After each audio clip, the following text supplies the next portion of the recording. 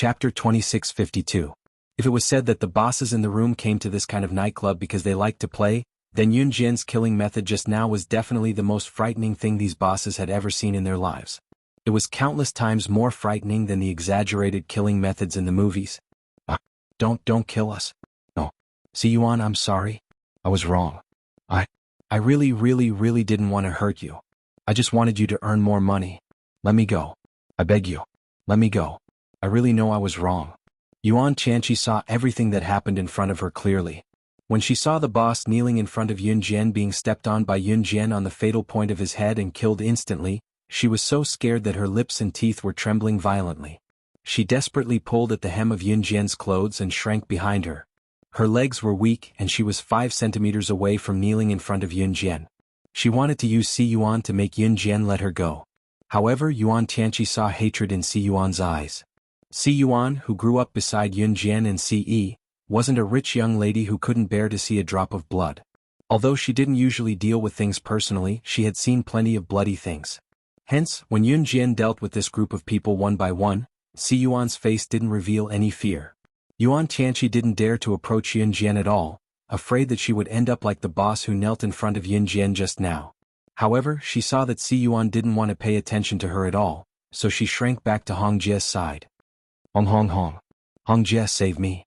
Yuan Tianqi was almost scared to death. She desperately grabbed Hong Jie's hand and begged. Hiding in a corner, Hong Jie had actually already sent out a text message. It was to ask her superiors to call for reinforcements. After being pulled by Yuan Tianqi, Sister Hong was afraid that Yuan Tianqi would implicate her, so she fiercely pushed Yuan Tianqi in front of Yun Jian. She wanted to use this to stall for time so that she could save herself. Yuan Tianqi was abruptly pushed in front of Yun Jian. She was so scared that her face was smudged, and her foundation was soaked in sweat. Don't kill me. After being pushed in front of Yun Jian, Yuan Tianqi was so scared that he was like a tortoise that desperately flipped over. His hands and feet were frantically flapping about, fearing that Yun Jian would touch a certain part of his body and kill him. His posture of being slapped by the wind was no different from a job-hopping clown. Just as Yuan Tianqi was frantically flailing his arms and legs in an attempt to stop Yun Jian from approaching him, suddenly, a group of people walked in from outside the big box. When she saw that the person leading the group was her solid backer, Sister Hong rushed to him almost immediately. Brother Li, save me. Save me. The leader, who was called Brother Li, pushed Sister Hong away without a trace. With a very respectful posture, he invited the handsome man walking behind him into the box. Sister Hong suddenly remembered that Brother Li had once told her that Brother Li was working with a very mysterious big boss. Could it be the handsome man who had just walked into the private room? Brother Hearing had boasted that this mysterious big boss behind the scenes was even more powerful than Slaying God, who was ranked first on the international secret agent ranking. When she turned her head and saw this handsome man walk into the room, Sister Hong felt that she was saved. She cleared her throat and spoke to the handsome man. She pointed at Yun Jian in the room and said loudly with a half-smile, "You're here to save us, right? She's the one who's causing trouble. Please." Before Sister Hong could finish, Si Yuan, who stood beside Yun Jian, dashed to the handsome man and grabbed his hand, telling him tearfully, I'm sorry but I'm sorry but I'm sorry. Dad.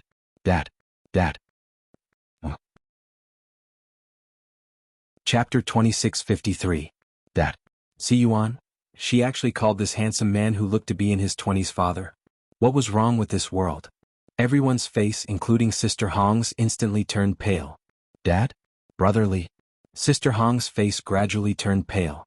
She had a very bad feeling about this. At this moment, Sister Hong was looking at Brother Li, seeking an answer. Brother Li glared at Sister Hong fiercely. He bent down and smiled at Si. My slaves here didn't do it on purpose. You see, although Brother Li glared at Sister Hong fiercely, he still pleaded with Ce in private for Sister Hong's sake. Bang. Ce didn't say anything. He took out a silver pistol from his waist. Without even looking, he aimed the gun at Brother Li's head and shot him in the head. After that, Ce lifted his leg and kicked Brother Li's corpse out of the room. He then looked at Si Yuan from the corner of his eyes. Are you okay? Ce could be so gentle to Yun Jian that it made people's hearts ache. However, Ce was like Yun Jian to Si Yuan.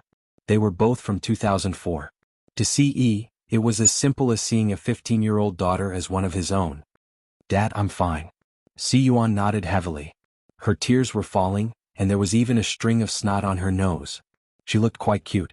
It wasn't hard to explain why Si Yuan could recognize Yun Jian and Si Yi at a glance.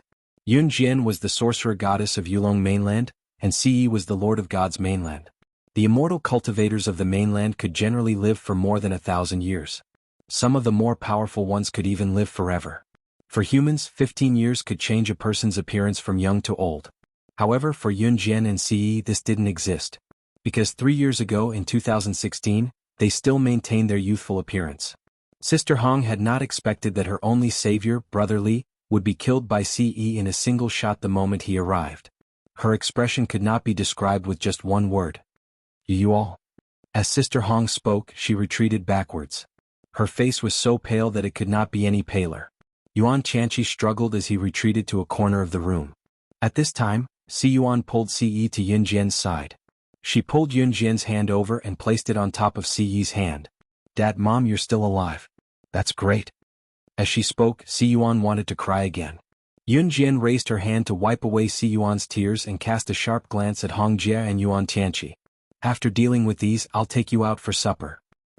Huzhou City, a roadside barbecue shop. Si Yuan sat inside the barbecue shop with a skewer in each hand. She looked like she hadn't eaten such delicious food in a long time. She ate in big bites while drinking Sprite. Seeing Yun Jian and Si Yi looking at her, Si Yuan wiped her face and said to Yun Jian and Si Yi, Dad, Mom, you guys eat too. As she spoke, Si Yuan picked up 2 skewers of mutton and gave one to Yun Jian and one to Si Yi. Needless to say, after growing up, Si Yuan really had the urge to pinch her cheeks. She was very cute. Judging from her appearance, Yun Jian was not much older than Si Yuan and so was Si Yi. Therefore, when the young man selling skewers heard Si Yuan's words, his foot, which was holding a plate of skewers, slipped. He stopped in time and couldn't help but shout at Si Yuan, What the hell? Are you playing house? Come. Wonderful book house. Chapter 2654. This young man was tall and thin, but he didn't look good. His nose was a little flat and his mouth was a little crooked. So when he said this, Si Yuan was amused. This is my dad and this is my mom. What do you think? Young enough. Si Yuan couldn't help showing off. As she spoke, Si Yuan thought of another person. She bent down and nibbled on the mutton skewer in her hand. Suddenly she didn't want to talk anymore. Fine. I'm old.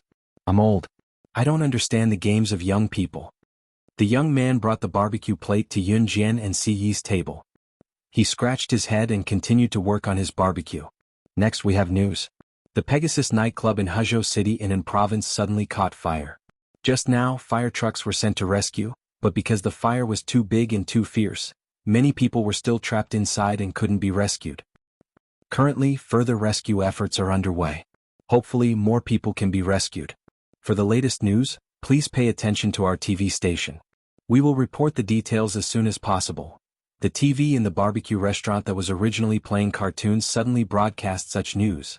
Everyone sitting around heard it. The Pegasus nightclub was a popular place for men in Huzhou City to pass time.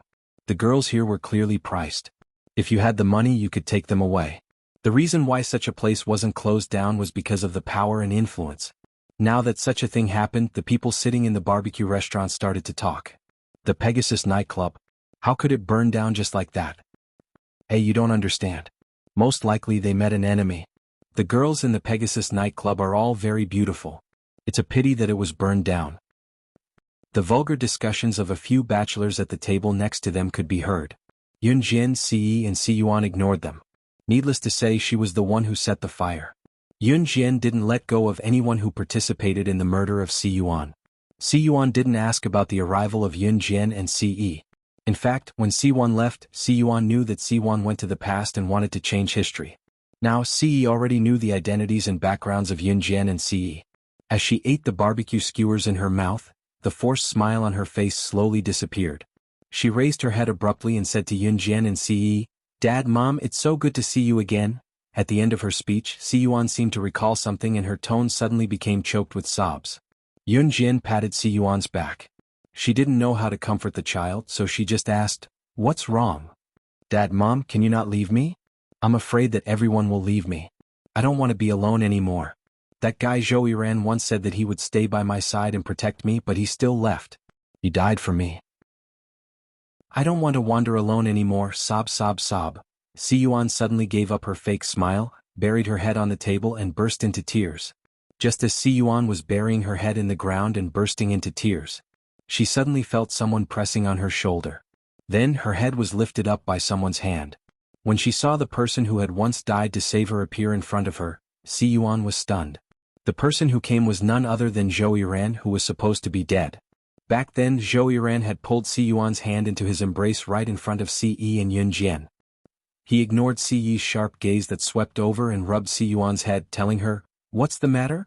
Silly, how could I die? Don't forget, you promised me before that you would be my wife." Chapter 2655. Her head was suddenly pushed up by someone. She heard the magnetic voice of the man she thought had died for her. Si Yuan's head swayed for a while. Zhou Yiran, who was in his 20s, had already grown up to be fresh and handsome. His youthful appearance had faded away. The current Zhou Yiran was no longer the immature little kid from before. Even when he stood next to Si Yi, he was not inferior in terms of height. Zhou Yiran, you big bastard, you didn't die? Do you know how sad I was when I saw you die? Why didn't you die, you big bastard? Si Yuan's body froze when Zhou Yiran suddenly pulled her into his arms. When she came back to her senses, she hit Zhou Yiran's chest twice with all her might. Tears streamed down her face. After Si Yuan hit his chest twice, Zhou Yiran cracked a smile. He reached out and gently placed his hand on Si Yuan's head. He comforted her but did not say anything. Just as Zhou Yiran placed his hand on Si Yuan's head and gently stroked it, his collar was suddenly pulled back. Si Yi, who was originally sitting with Yun Jian, was now standing behind Zhou Yiran. She practically grabbed Zhou Yiran's collar and pulled him away from Si Yuan. "Sit over there." Si Yi mercilessly dragged Zhou Yiran to a bench a few seats away from Si Yuan. His eyes were cold. "Dad, what are you doing?" Si Yuan saw Zhou Yiran being pulled away by Si Yi. She pouted and wiped away her tears. She was not pretentious. Si Yi looked like he was only in his 20s. However, he was called Dad by a 16-year-old girl. The people around the barbecue shop looked at him strangely. Si Yi did not respond to Yun Jian's words. He took a lamb skewer, which was Yun Jian's favorite, from the barbecue plate and personally delivered it to Yun Jian's mouth. Si Yi and Yun Jian were from 2004 to 2019, so they didn't get along with their daughter, Si Yuan, and they weren't very close. However, blood ties could not be broken. When Zhou Yiran hugged Si Yi in front of her, Si Yi instinctively grabbed Zhou Yiran's collar and pulled him behind her. "Mom, Dad is bullying me." Seeing that Si Yi was ignoring her, Si Yuan sat on the stool and slowly moved to Yun Jian's side. Then she reached out and grabbed Yun Jian's arm. She pouted and looked aggrieved. Yun Jian didn't say anything. She raised her eyebrows and rubbed Si Yi's head. She glared at Si Yi and didn't take the mutton skewers that Si Yi handed over to her. She was giving face to Si Yi on behalf of Si Yi. Si Yuan understood Yun Jian and she understood Si Yi even more. She knew that once her mother did that, her father would. Sure enough, Si Yi's face immediately darkened. Looking at her expression, she wasn't happy at all. "Mom, I want to sleep with you tonight, okay?" Si Yuan had already grabbed Yun Jian's arm and put her head on Yun Jian's shoulder. She looked like she wouldn't give up until she snatched Yun Jian from Si Yi. "Okay." What made Si Yi's face even more gloomy was that Yun Jian actually nodded in agreement. "No." After Yun Jian agreed, Si Yi immediately said with a sullen face. His voice was so loud that all the customers in the barbecue shop turned to look. However, Si didn't care. "Why, Dad, I'll just borrow her for a day and return her to you tomorrow. I'm scared to sleep alone today. I think of them when I close my eyes now." Si Yuan shook Yun Jian's arm and acted coquettishly to Si Yi. Of course, she was referring to the people who were involved in the incident at Pegasus nightclub. After Si Yuan finished speaking, she knew that with Si Yi's pampering personality, she would definitely agree. However, just as she finished speaking, Si Yi grabbed the confused Zhou Yiran and pushed him in front of Si Yuan. "He'll sleep with you tonight. Don't steal my woman." Chapter 2656. The moment Si Yi said this, Zhou Yiran, who was still thinking, was completely dumbfounded. Huh? Zhou Yiran had his hand on his head and was deep in thought. Now that he heard Si Yi's words, he seemed to have been struck by lightning. He stood rooted to the ground, stunned. The future Si Yi doted on Si Yuan a lot. He gave Si Yuan whatever she wanted. Everyone said that Si Yi doted on Si Yuan to the heavens. However, he was very strict with Si Yuan. For example, she was not allowed to stay out at night. She had to be home before dark at 7 p.m. She was not allowed to hold hands with men. She was not allowed to have intimate contact with men. He was as strict as he could be. The future CE wanted Si Yuan to be obedient even if he had to give Yun Jian to her for a day. However, the 2004 CE actually pushed Zhou Yiran to Si Yuan. Si Yuan? Zhou Yiran? Dad, you weren't like this in the past. Although Si Yuan knew that CE was from 2004, she could not help but smile when she heard CE's words. Ahem. Zhou Yiran scratched his head calmly. Then I'll accept your offer. Zhou Yiran would not let go of such a good opportunity. Zhou Yiran had been taught by his father since he was young. If you wanted a woman, don't say anything. Take her as your own first. Adam had instilled this idea in Zhou Yiran since he was young. He even told Zhou Yiran that he had forcefully taken over Lan Su and forced Lan Su to be with him in the end. However, the future CE protected Si Yuan too well and did not give Zhou Yiran a chance to make a move. Zhou Yiran would never have thought that it would not be him playing tricks this time. It would be CE who would personally send his daughter to his bed. Dad, I don't want to. When Si Yuan heard that CE wanted her to sleep in the same room as Zhou Yiran, her first reaction was to be shy and then resist. Although Si Yuan did have thoughts of being closer to Zhou Yiran than treating him as an older brother, she did have the feelings of a young girl towards Zhou Yiran. But to sleep in the same room as Zhou Yiran wasn't this. Was he going to discover the secret that she didn't want to tell anyone during her teenage years? Then I'll sleep alone. CE remained expressionless the entire time. Please don't, Dad. I'm really scared. Si Yuan held Yun Jian's hand, looking aggrieved. However, no matter how aggrieved she felt, Si would not let go. Yun Jian sat at the side and smiled faintly. Yun Jian and the others were sitting at the barbecue restaurant's table. They were surrounded by large tents and Yun Jian and the others were sitting in a corner. Even if people passed by, they wouldn't notice them. After the barbecue was served, CE started discussing business with Zhou Yiran. Yun Jian and CE had been in 2019 for a short period of time, but in fact it hadn't been long. It had only been 1 or 2 months. CE was indeed the leader of Anhan. In just 1 or 2 months, CE returned to the international scene and directly took back all of Anhan's scattered forces. Her speed was so fast that Yuan Xing and Zhou Yiran, who were leading the way, were shocked. Yes, except for CE and Xingfeng, who didn't die, Yuan Xing and Zhou Yiran both survived. However, Zhou Yiran faked his own death in order to secretly investigate the mysterious person. Of course, Zhou Yiran had secretly sent people to protect Si Yuan for the past 3 years. However, because he was afraid that the mysterious person would notice, he didn't dare to show up or protect her too tightly. At this moment, Zhou Yiran was telling CE all the information he had investigated over the years to CE. Chapter 2657. I've searched all over the world. The mysterious man is currently residing in Zhe Province's Longmen City. There was no one around, but for safety's sake, Zhou Yiran lowered his voice and spoke to CE softly. Si Yuan was still like a child. She ate the skewers in big bites. The oil on the skewers dripped down and landed on her collar. Yun Jian was wiping the oil that had dripped onto Si Yuan's collar with a tissue. While she was wiping the oil off Si Yuan's collar, Yun Jian was also listening to Zhou Yiran. Zhou Yiran had already said this to CE. He repeated it this time mainly for Yun Jian. There must be a hiding place for the mysterious man somewhere in Country Z's Longmen City. According to his understanding of you, this mysterious man is probably someone who has been lurking in Longmen City since Aunt Yun Jian was reborn. In other words, before the mysterious man became a mysterious man, he knew everything that happened to Aunt Yun Jian in the future like the back of his hand. So now, we only need to start from the people Aunt Yun Jian came into contact with in Longmen City before. Zhou Yiran had obtained sufficient evidence, which was why he said those words. Yun Jian's eyes narrowed. First of all, the mysterious man was not a mysterious man from the beginning. He was just an ordinary human on Earth in the beginning. This was the first point. After the mystery man became the mystery man in the future world, he returned to the mystery continent. Ambition swallowed him up, and he was not satisfied with that. So, in order to get rid of the sovereign god of the gods continent, he ambushed the sorcerer goddess, whom the sovereign god admired. It was then that the witch goddess was rescued by the Lord God and unintentionally went to Earth.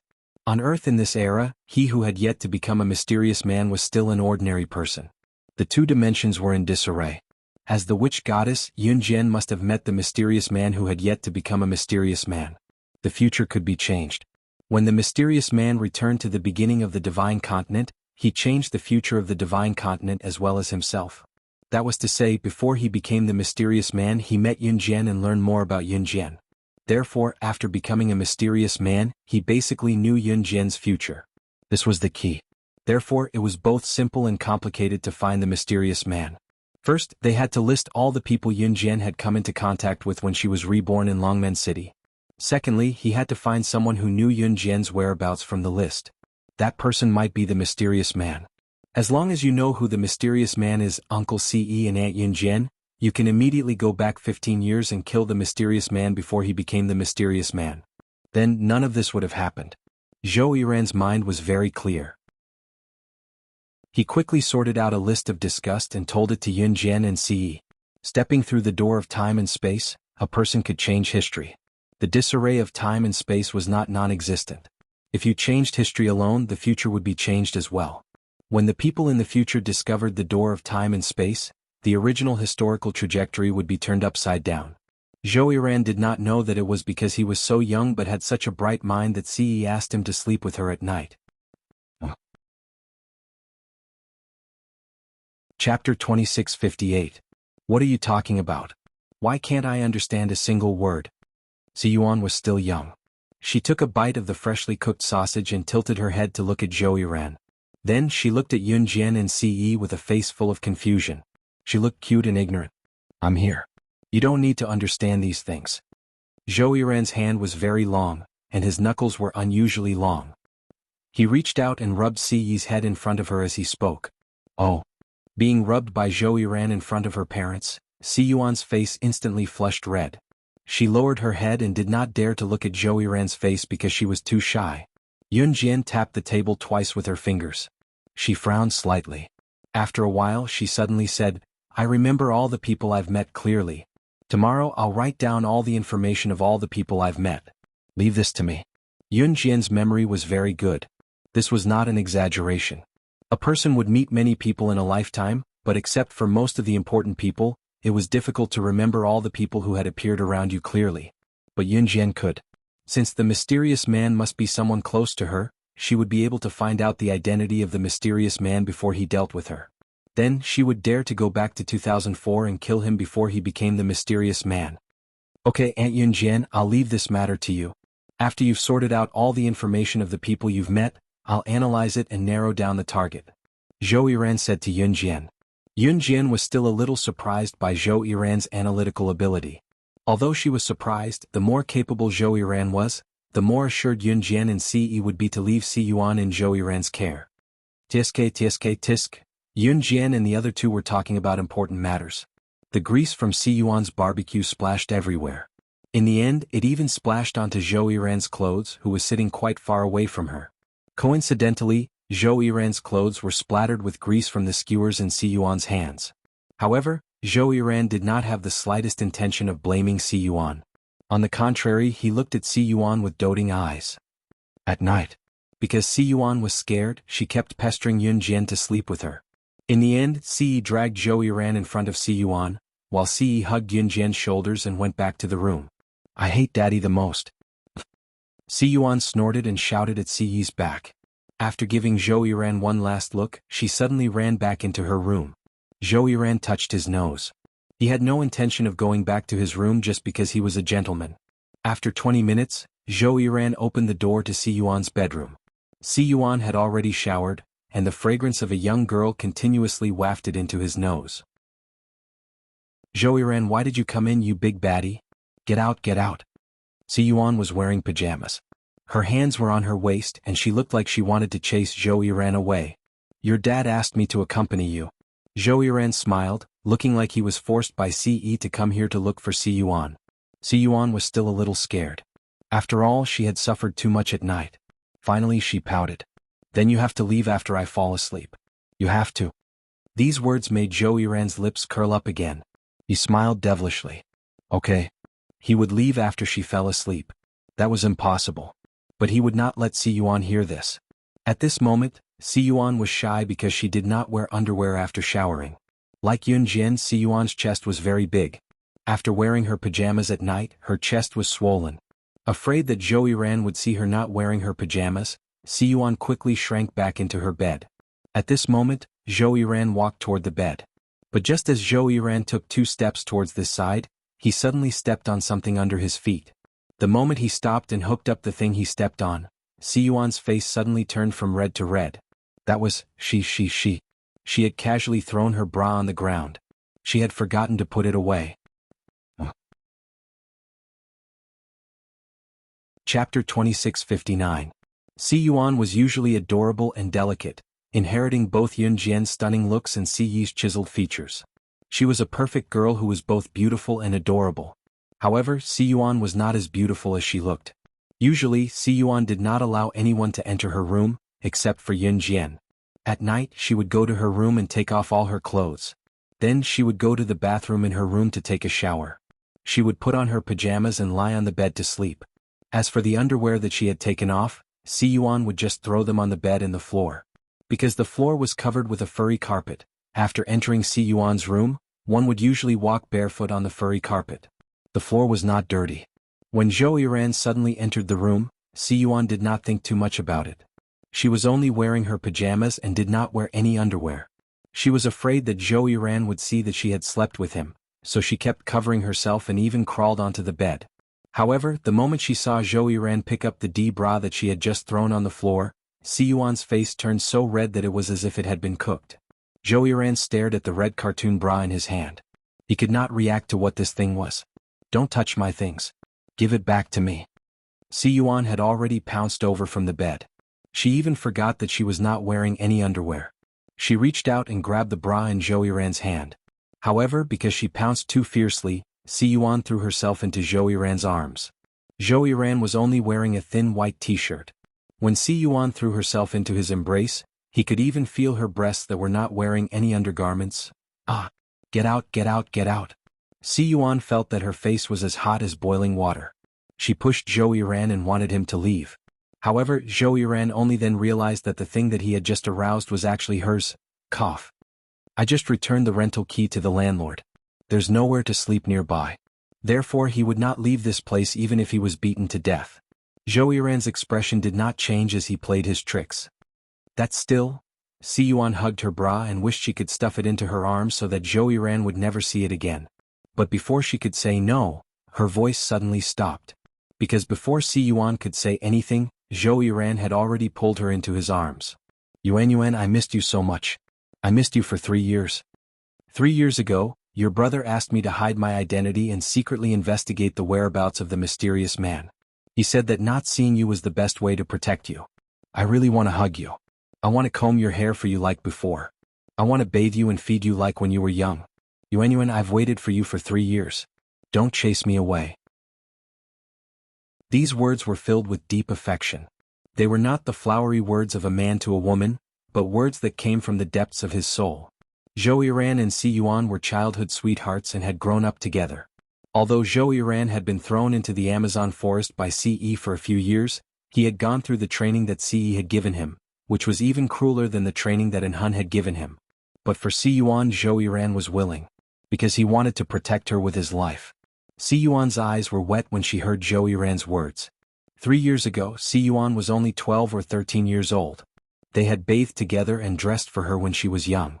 But at that time, Si Yuan also vaguely knew that someone had been secretly protecting her during the past 3 years. Si Yuan's hands involuntarily wrapped around Zhou Yiran's sturdy chest. She nodded heavily. Yes. The atmosphere was originally very good, and Si Yuan was almost moved to tears. However, Zhou Yiran, who was being hugged by Si Yuan, suddenly said, "Don't worry, I'm sorry. So, Yuan, can I bathe you like before at night?" Come. Wonderful book house. Chapter 2660. In 2016, when Yun Jian, Si Yi and the rest perished together after the battle with the mysterious person, Si Yuan was only 12 or 13 years old. She was still a child. In Si Yuan's subconscious, she thought that Zhou Yiran had died in the battle to save her. Of course, this was not the main point. The main point was that before Si Yuan was 12 or 13 years old, Zhou Yiran had bathed her when she was still young. Nevertheless, that was when she was young. Between the ages of 12 and 15, Zhou Yiran had disappeared from Si Yuan's world for 3 whole years. After 3 years, Si Yuan had grown from a bean sprout to a curvy young lady with at least a D cup. Many of the areas that she did not have when she was a little girl were now fully developed, especially her protruding breasts that were mesmerizing. Si Yuan was aware that she was no longer the bean sprout she used to be when she was young, so she blushed when Zhou Yiran suddenly said that. In the next second, Si Yuan pushed Zhou Yiran and shouted at Zhou Yiran with a red face, "What are you doing? Pervert." With that, she grabbed her bra, crawled under her blanket and didn't say a word. Zhou Yiran scratched his head, recalling Si Yuan's blushing face when she pushed him. He smirked softly. In the end, Si Yuan did not let Zhou Yiran leave her room. It was just Si Yuan sleeping on the bed while Zhou Yiran slept on the floor. The next day, Yun Jian wrote down all the people she had met since she was reborn in Longmen City, including their behavior and what they had done, on a stack of white paper and handed it to Zhou Yiran. Yun Jian's handwriting was beautiful and elegant. She had written a stack of black words on the white paper, but not a single word was crooked due to too much writing. "Thank you, Auntie Yun Jian. I'll eliminate all the insignificant characters 3 days later and narrow down the target," Zhou Yiran said to Yun Jian after taking the stack of white paper. "Take good care of Yuan Yuan." However, Yun Jian took Si Yuan's hand away from Zhou Yiran's and personally placed Si Yuan's hand in Zhou Yiran's. "Mom, don't you want me anymore?" Hearing this, Si Yuan became anxious and quickly asked, "Follow him. No matter what happens, don't leave his side. When everything is over, I will always be by your side." Yun Jian was clearly only 19 years old. She was as young as a flower, but at this moment she was speaking to Si Yuan in a very old and deep voice. Zhou Yiran rubbed Yun Jian's head and solemnly promised her, "I will protect her with my life. See you in 3 days then." Yun Jian nodded. 3 days later she would come back to get the list of targets that Zhou Yiran had analyzed. After speaking, Yun Jian and Si looked at each other and turned around. In less than 10 seconds they disappeared in front of Zhou Yiran and Si. Si Yuan watched as her parents, whom she missed dearly, left again. She held Zhou Yiran's large hand tightly. No matter how reluctant she was in her heart, she endured it. "Zhou Yiran, you'll treat me well, right?" Si Yuan held Zhou Yiran's hand tightly. Her eyes were still looking in the direction that Yun Jian and Si had left. Zhou Yiran's smile rose slightly. He suddenly grabbed Si Yuan's small hand and pulled her in the opposite direction. At the same time, he blurted out a sentence that made Si Yuan feel at ease. "Okay." Naturally, he would do his best to love her well. Chapter 2661. After Yun Jian and Si left, Si parted ways with Yun Jian as well, agreeing to meet again 3 days later. If she was to do something, Si had to expand her influence. Yun Jian, on the other hand, returned to Longmen City. Since Zhou Yiran said that the mysterious person was most likely from Longmen City, she would definitely be able to find some clues when she returned. It was a restaurant on Qinxing Road in Longmen City. The restaurant had just opened recently and its business was booming. The staff was so busy that they took in many apprentices. Yun Jian disguised herself as a normal person again and applied for a job in the restaurant. She was now an intern in the restaurant. "And clear this table quickly. We're about to serve the next table of guests." "What are you guys dawdling about for? Can't you see that the guests at the door have been waiting for a long time? Clear it up quickly." The manager of Teppan restaurant had his hands on his hips as he gestured at Yun Jian and the employees in the restaurant. And she was Yun Jian's alias. Yun Jian's eyes flickered. She cleared the table quickly, so the manager, who was already high and mighty, liked Yun Jian quite a bit. It was because Yun Jian alone could finish a few people's work. The restaurant closed punctually at 10 o'clock at night. After closing the door, Yun Jian changed out of her uniform and was ready to leave. "And let's go together." A girl's sweet voice came from behind them. It was a girl named Murong Ranran from the restaurant. Murong Ranran took good care of Yun Jian. Yun Jian nodded. She agreed, not because Murong Ranran took good care of her. Instead, "Do you know if anything major happened in Longmen City in the past year?" Yun Jian was the first to ask. Murong Ranran was taken aback by Yun Jian's question before she replied, "Anything major? I don't think so." There seems to be one." As she spoke, Murong Ranran turned to look at Yun Jian in surprise and asked, "And you're interested in this?" Yun Jian nodded. "Then you've got the wrong person. I know a few buddies and they're very familiar with the big and small incidents that happened in Longmen City in the past few years. Do you want me to bring you to them to ask?" Murong Ranran asked again. "Sure." Yun Jian nodded. Since the mysterious person was from Longmen City and must be related to Yun Jian somehow, they should be able to gain something from the recent incidents in Longmen City. After all, There had to be a way for the mysterious person to become a mysterious. It was impossible for him to abandon everything on Earth for no reason and head to Deity Continent to go after Yunjian and Ce. Murong Ranran did know a few hooligans in the society. Of course they were just ordinary hooligans in the society. There were no underworld forces in this era. No matter how these hooligans were in the society, they would never commit murder. At most they would just put on an act. As expected, when Murong Ranran brought Yunjian to meet the hooligans, the leader who looked more like a hooligan but was not handsome had to cross the railing of the road. There were no cars at this time. When he saw Yunjian looking over, he exerted force on his legs and jumped over the railing that was only 40 to 50 centimeters high as if it was effortless. He even patted his pants before going to Yunjian. He did not look at Yunjian, but as if he wanted to act cool in front of Yunjian, he pulled a handful of his hair and spoke to Murong Ranran handsomely. "What's the matter? Sis Ranran, you're looking for me? Come. Wonderful book house." Chapter 2662. Murong Ranran knew the leader of the thugs. She nodded and spoke to him. "Brother Jianghu, my friend wants to know something. Can you tell her in detail?" Zhang Jianghu was a friend of Murong Ranran's brother. He specialized in collecting information, so the thugs behind him had heard about the happenings in the streets and alleys of Longmen City. "Ha, I thought it was something big." Zhang Jianghu turned his head to look at Yunjian. Yunjian's figure was perfect, but she looked ordinary because she was wearing a human skin mask. Zhang Jianghu had taken a look at Yunjian's figure from afar and did not look at Yunjian's face when he walked over to look cool. Now that he saw Yunjian's face, which was ordinary, his desire vanished instantly. In spite of it, Zhang Jianghu gave in to Murong Ranran's request. "Of course, but I'll charge you," Zhang Jianghu said bluntly. If it were a pretty girl, Zhang Jianghu would not consider charging her. "Brother Jianghu, why are you like this? And she is my friend. Can you?" Murong Ranran was stunned and was about to speak when Zhang Jianghu interrupted her. Yunjian suddenly took out a stack of 100 yuan from her backpack and handed it to him expressionlessly. "Is this enough?" "Yes." Cough. "Yes, yes, yes." Zhang Jianghu quickly took the stack of 100 yuan from Yunjian and pressed it against his chest, asking Yunjian, "What do you want to know? What accidents have happened in Longmen City in the past year? I want details." Yunjian maintained her cold expression. Cough. "You said that there have been a lot of accidents in Longmen City in the past year.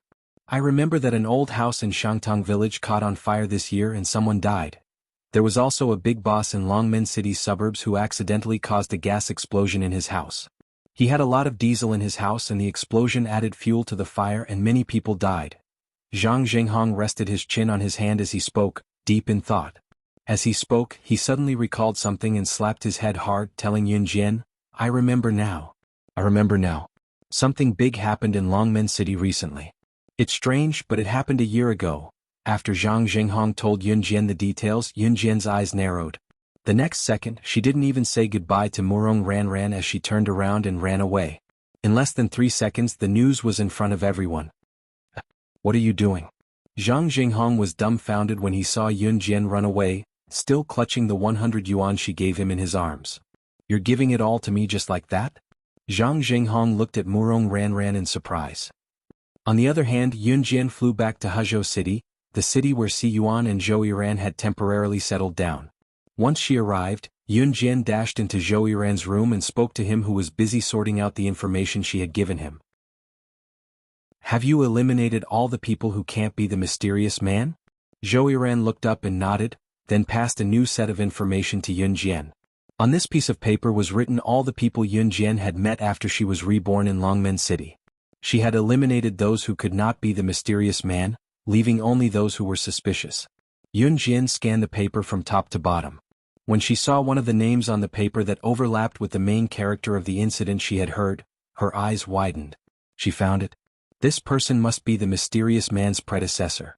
This person was none other than... Chapter 2663. Ahem, Anti-Yunjian? Zhou Yiran saw Yunjian's pupils suddenly shrink.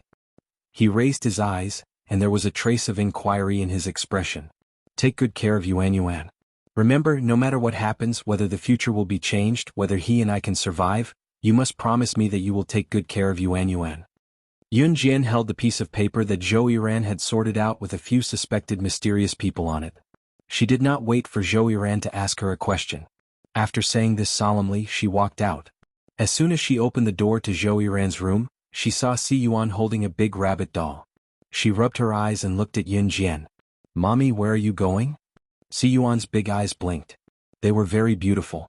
It seemed that she had just woken up. Although Si Yuan was already 15 or 16 years old, she still maintained the innocence of a child. There were many things in the adult world that she did not understand. She needed to be protected. "Follow him and don't run around." Yun Jian pulled Si Yuan in front of Zhou Yiran and said sternly. After saying this, Yun Jian lifted her feet and walked out of the door.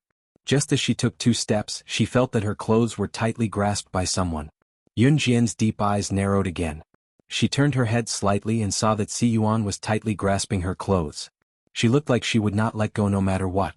Yun Jian was about to reprimand her, but she suddenly saw a trace of moisture flash across Si Yuan's eyes. Her heart tightened. 3 years ago, Mommy, you said this. I have been waiting for you at home, but all I got was the news that you and Daddy would never return to my side. Those days were undoubtedly Si Yuan's nightmares for the rest of her life. Si Yuan's hand tightly grasped Yun Jian's clothes. Her 5 fingers were clasped very tightly. Because she was grasping Yun Jian's clothes so tightly, Si Yuan's knuckles turned white. She shook up and down and trembled crazily. That kind of fear was engraved into Si Yuan's soul, and she would never forget it. Yun Jian was silent. After 10 seconds of dead silence, her other hand grabbed Si Yuan's small hand that was clutching the hem of her clothes. Then, he forcefully pulled away Si Yuan's small hand, which was gripping the hem of his shirt so tightly that her knuckles had turned white. I will definitely come back alive. After she finished speaking, Yun Jian pushed Si Yuan into Zhou Yiran's arms and closed the door behind her. Si Yuan's sudden loud cries were completely shut behind the door. Yun Jian took one last look. Zhou Yiran hugged Si Yuan and did not let her rush out. Turning around, Yun Jian left without looking back. She swore that this time she would come back alive. For the child, for the parents, and most importantly, for himself. At the entrance of the space-time forest, Yun Jian could see Ce and Yuan Xing, who were standing not too far away from her from afar. She paused for a moment before she walked up against the wind. Yuan Jin was standing at the front. Seeing Yun Jian walking towards them, he asked Yun Jian softly, "Are you sure?" "Yes." Yun Jian nodded calmly. "Let's go." Ce walked over and held Yun Jian's hand. His large palm interlocked with Yun Jian's fingers. He pulled Yun Jian and walked towards the entrance of the forest of time and space. They were supposed to find the mystery man in 2019, but it seemed like there was no need for that now. Since they had already found the mystery man's identity, all they had to do was to return to 2004 before everything started and kill the mystery man who was still an ordinary person. Then none of this would have happened. However, killing the mystery man who was still an ordinary person would change the laws of time and space. For example, if they killed the mystery man of the past, the mystery man in the future would not find the way to the mysterious mainland, and the sorcerer goddess of Yulong mainland and the Sir God of Deity mainland would not have to come to Earth. Then, the sorcerer goddess would grow into the #1 international secret agent, slaying God, and become acquainted with everyone she met on Earth would not have happened. This was indeed the simplest method, but at the same time, it was also the most difficult. This was because when the mystery man of the past was killed, time and space would change. Perhaps Yun Jian, Qin Yiru, Gujunjian, Yun Yi, and the rest would never know each other again. As the sorcerer goddess, Yun Jian would not have come to Earth if it were not for the mystery man. While she lived, she would lose everything she once had. However, if she killed Si Luo, Lung Mei, Di Lin, snake, lizard, tiger, leopard, and the rest from the future world, then she, Yun Jian, would rather change the chaotic history, kill the mystery man, and return to the past where none of them knew each other. Everyone take care. Chapter 2664. Without the mystery man, it meant that Yun Jian and Ce would not come to Earth, nor would they be close to anyone they knew on Earth. Killing the mystery man before he became a mystery man meant that they had returned to the starting point before anything had begun. The mystery man had messed up time and space, allowing them to meet. If Yun Jian restored time and space to the starting point, everything would not have started. The year 2004. Walking in an era that was completely different from 2019, where there were no mobile phones and cars were everywhere, Yun Jian felt conflicted. Lifting her hand to look at the fiery red sun in the sky, it was as if she was looking at the day when she had just been reborn in Longmen City. The sky was as bright and sunny as it was today. Yun Jian looked at the fiery red sun through her slender hand. 3 seconds later, a pair of palms that were longer and more perfect than Yun Jian's held her hand. Xiao Jin, no matter where you are in the future, I'll always be with you. He knew her hesitation. Whether it was as the king of sorcerer god of Yulong mainland or slaying god, the top secret agent in the international ranking, Yun Jian was the king of kings. However, as a king, she craved kinship and was satisfied with everything she had now. To let go of everything and return to her past life was no doubt a heavy blow to Yun Jian. Siyi's words struck a chord in Yun Jian. Her hand unconsciously clasped his 5 fingers behind hers. Whether it was her as the sorcerer god or slaying god, he would always be by her side. She would never be alone. According to the intel, it's here. Yun Jian was standing in a corner of an open space, her gaze fixed ahead. Siyi and Yuan Xing stood beside her. 3 minutes later, the mystery man who had yet to become a mystery man would pass by here. As long as the mystery man was killed, everything would be over. Yuan Xing nodded from the side. Time was ticking away second by second. 3 minutes later, a silhouette suddenly appeared at a corner of the open space. That was, Yun Jian licked her lips and clenched the butterfly knife in her hand. However, just as she was about to attack in the next second, a powerful barrier suddenly lit up around her. That powerful barrier seemed to have been premeditated as it surrounded the area, including where Yun Jian and Siyi were. This barrier, we've been tricked. Yuan Xing's deep eyes fiercely moved as he spoke with a somewhat gloomy expression. This barrier must have been set up a long time ago. Just by looking at its thickness and sturdiness. Yuan Xing spoke again. After he finished, his pupils constricted slightly. In the next second, Yuan Jing's eyes widened and he said something that made Yun Jian and Siyi frown. Looks like he has already planned this out.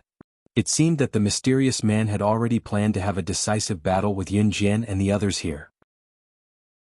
In the future world, the mysterious man and Yun Jian's group perished together in 2016. But now it had been brought forward by 12 years. Yun Jian's eyes were terrifyingly deep at this moment. Within the barrier it could be a smoky battlefield. However, outside the barrier, ordinary people could not see the world within the barrier. That was the power of the barrier. At this moment, a large group of people in black robes suddenly appeared around them. All of them were dressed in black robes, revealing only a pair of dark eyes. However, that was not the point. The point was that after the appearance of this group of people in black robes, everyone who had anything to do with Yun Jian suddenly appeared within the barrier out of thin air. Yes, everyone. Including Yun Jian's biological parents when she was slaying God, Zhou Ran's family. Chapter 2665. Not to mention Zhou Ran's family, Zhou Ran, Yun Mu and Yun and I. Gu Junjian, Qin Yiru, Xinjiang Town's Lin Mingyu, Yuan Yingjun, Yun Jian's former father, Yun Gang, Zhang Jifan, Qin Yiru's mother's family, Zhang Meihua, Qin Junlan, and the rest. Everyone had suddenly appeared here. However, there were far more people who had suddenly appeared. Everyone from Xinjiang Town's basketball team, Lu Fian, Si Chu, Zhang Xiaofeng, Chen Sini, Ling Yichen, and even Mad Dragon, Di Lin, Ling Mei, and the rest. Everyone who Yun Jian had met had suddenly been transported here. Everyone. Even Bailey Yen and the Lord from Deity Continent, and the witch tribe from Yulong mainland. Those who were still alive and whom Yun Jian had met had all gathered here. There were at least a few thousand of them. Yun Jian's eyes darkened fiercely at this moment. She had planned to quietly kill the mysterious person who had yet to become a mysterious person and return everything to square one. However, the mysterious person had set up a barrier before Yun Jian made her move. He had even transported all the people who Yun Jian had met here from all over the world using the transportation formation. He had really come prepared. Sister, where is this place? Yun Jian held her head and shook it, looking at Yun Jian in bewilderment. Glancing around, she did not even know where she was now. Why were we suddenly sent here? No one knew what had happened. Yun Mu was Yun Jian's younger sister when she was slaying God in her previous life. At this moment, Yun Mu was scratching her short hair, looking confused. Yun Jian, what are you doing? Haven't you done enough to me? Lin Mingyu, whom she had first met in Xinjiang Town, had her arms crossed in front of her chest. When she saw Yun Jian, whom she had not seen for a long time, she was so scared that she kept retreating. When Yuan Yingjun saw the increasingly beautiful Yun Jian, a trace of regret flashed through his eyes. However, he swallowed a few mouthfuls of saliva. When he saw Siyi, he took a step back and did not dare to step forward. He still remembered the pain he had suffered. The members of the martial arts club in Jiangqing City, Mo Bufan and the others, as well as Kai Huiling, who had always regarded Yun Jian as her mortal enemy. Everyone who had met Yun Jian before was present. Yun Jian's frown deepened. What on earth did the mysterious man want to do? Just as everyone's hearts trembled, a burst of laughter rang out from the top of the barrier. Ha! Ah! Welcome to my world. As soon as he finished speaking, a person dressed in a black robe with only a pair of pitch-black eyes that were filled with hatred suddenly appeared in front of everyone. The mysterious man. The mysterious man who had been defeated by Yun Jian and Ce last time, abandoned his body and tore open his soul to run away, once again stood in front of Yun Jian and Ce. The mysterious man who suddenly appeared glanced around and glanced at all the people who were involved in it. In the next second he laughed again. You must be very surprised. Why are you here? This is all thanks to her. It's time to get ready to end this boring game. You will all become the souls of the dead under my sword. After the mysterious man appeared, his sharp and harsh voice pierced the ears of everyone present. When everyone heard this, their hearts trembled with fear. In spite of it, they could all tell that they were here because of Yun Jian. Just as everyone turned to look at Yun Jian's furrowed brows slowly relaxed. She looked at the mysterious man, her red arc moving slightly. The next second, she chuckled and suddenly spoke coldly, directly revealing the mysterious man's identity. I used to treat you as my senior, the best captain, the leader of the team, but you disappointed me too much. The mysterious man was none other than the leader of Team Monarch who had gone through thick and thin with Yun Jian and the others to reach where they were today through countless trials and tribulations. He had stood resolutely in front of them and shielded them from the storm. Lu Shiyun. Chapter 2666. The leader of Team Monarch, Lu Shiyun. Since Yun Jian was reborn in Longmen City and was chosen by Gu Junjian to be a member of Team Monarch, Lu Shiyun had been fulfilling his duty as the leader. He was steady, aloof from worldly affairs, and did not compete with others for fame or benefits. He was an excellent leader. However, it was such a person who had been secretly targeting Yun Jian. From the time Yun Jian broke up the sorcerer goddess and the deity lord when she was still the sorcerer goddess, to the kidnapping of Xiao Yunju when Yun Jian became slaying god, to the manic pursuit of Yun Jian and Ce, to the end where he tricked Yun Jian into almost having a miscarriage when Yun Jian was pregnant. These two seemingly unrelated people were actually the same person. Yun Jian was equally stunned when she found out the truth about this unexpected turn of events. Yun Jian are what senior and leader? Why are we here all of a sudden? Has the world turned into a fantasy? You almost scared me just now. I've just showered at home.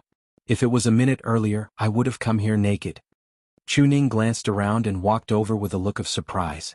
She even covered her clothes with her hands, looking as if she had no idea what was going on. The people around them were the same. Those who had boasted in front of Yun Jian, or those who had offended and been suppressed by Yun Jian, or those who had received help from Yun Jian, were baffled at first before they asked around in shock what was going on.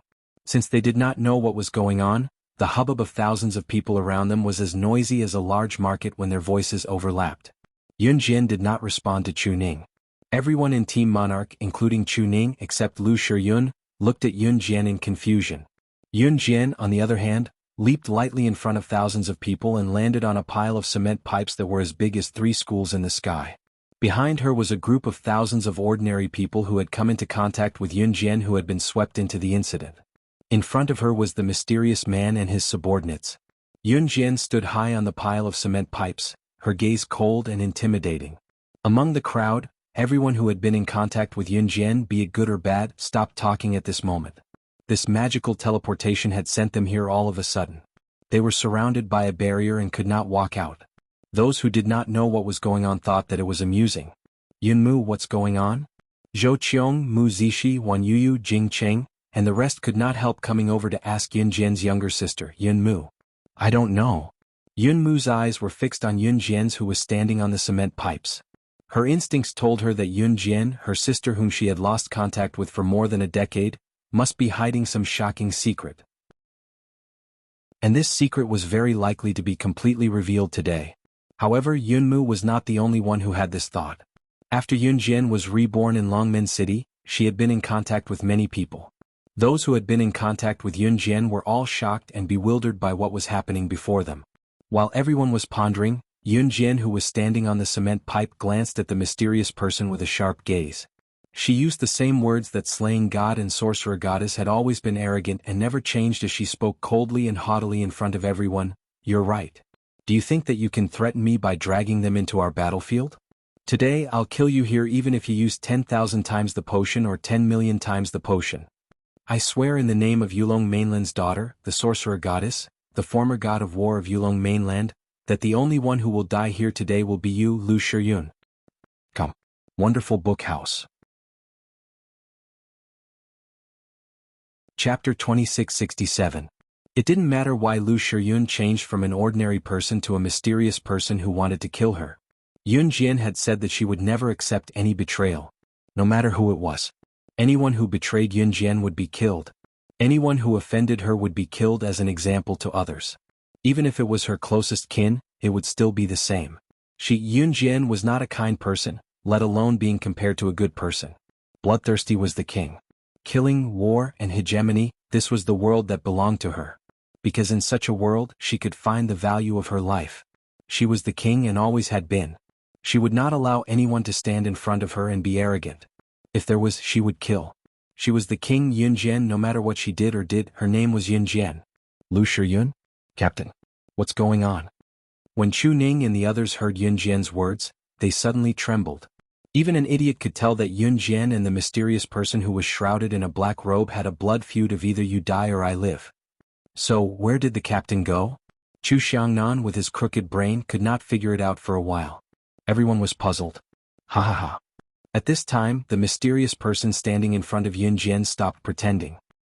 He tore off the black robe that wrapped around his body and had not shown it to anyone for so many years, revealing a familiar yet unfamiliar face. The mysterious person was indeed Lu Shiyun, but compared to the current Lu Shiyun in his 20s, he was from the future and had a more mature look. His middle-aged face was not bad-looking, and it was a sharp contrast to the youthful Lu Shiyun. The mysterious person from the future, Lu Shiyun, looked more mature and older than the Lu Shiyun of the present world, but his face was also a little darker. It was the kind of dark and gloomy feeling that came from his glabella. One thing was certain, Lu Shiyun in 2004 had not become the mysterious person who would be unpardonably evil in the future. The bad was only him in the future. This made Yun Jian want to find out what Lu Shiyun had encountered in the future. Captain? No. Isn't that Captain? He looks older than Captain. The members of Team Monarch were horrified when they saw the mysterious person's face. Everyone present, including Yun Jian, Zhou Qiong, Mu Zixi, Zhang Meihua and the rest of Longmen City, Mo Bufan and the rest of the University of Rivertown students, was only curious about one thing. Why did Yun Jian call herself the witch goddess of Yulong Mainland? However, before anyone could think too much about it, the mysterious man took a big step forward. He raised his hand, and a few large bottles of 10,000-fold potion appeared in his hand. Before anyone could react, he immediately swallowed it. Don't talk nonsense, come on. Let me see how strong you are to challenge me alone. The mysterious man walked towards Yun Jian with a gloomy face. At some point, Ce and Yun Jian were standing side by side on the cement pipe. Ce held Yun Jian's hand tightly and refused to let go. However, just as the mysterious man was walking towards them, a loud voice suddenly came from the crowd. Yun Jian isn't alone. I Zhang Jifan have chosen to follow her. I'll be Yun Jian's subordinate for the rest of my life. Until death do us part. It's because I'm her sturdiest shield. The one who spoke was the CEO of New Cruise, Zhang Jifan, who was managing Yun Jian's company. Zhang Jifan stood behind Yun Jian after he finished speaking. Among the thousands of people present, someone saw Zhang Jifan's face and recognized Zhang Jifan at once. So, Zhang Jifan. New Cruise's CEO Zhang Jifan is Yun Jian's subordinate. Doesn't that mean Yun Jian is New Cruise's director? Someone exclaimed in the crowd. Those who were unaware of Yun Jian's identity and those who were aware of Yun Jian's identity were stunned. New Cruise. They had already promoted the company to the entire world, becoming Z Nation's pioneer and an international brand that had a firm foothold in the international arena. That's right. The proudest thing that I, Su Ziqian, have done in my life is to follow Yun Jian. Falcon Hall is glorious because of her. I'll forever follow that woman named Luo Sha. I'll never change. After Zhang Jifan stepped forward, a majestic and determined voice rang out again. The crowd watched as another figure walked out from the crowd. This person had the aura of a mafia boss. However, before Yun Jian he was willing to show weakness. Su Zetian, the manager of Z Nation's biggest mafia boss, Luosha. The crowd was once again startled. Some people even forgot about the battle in front of them. They used the most panicked tone in their lives to shout out loud, a voice that reverberated throughout the entire area and shook everyone present. New Cruise. Falcon Hall. Shi Yunjian is New Cruise's director and Falcon Hall's legendary boss, Luo Sha.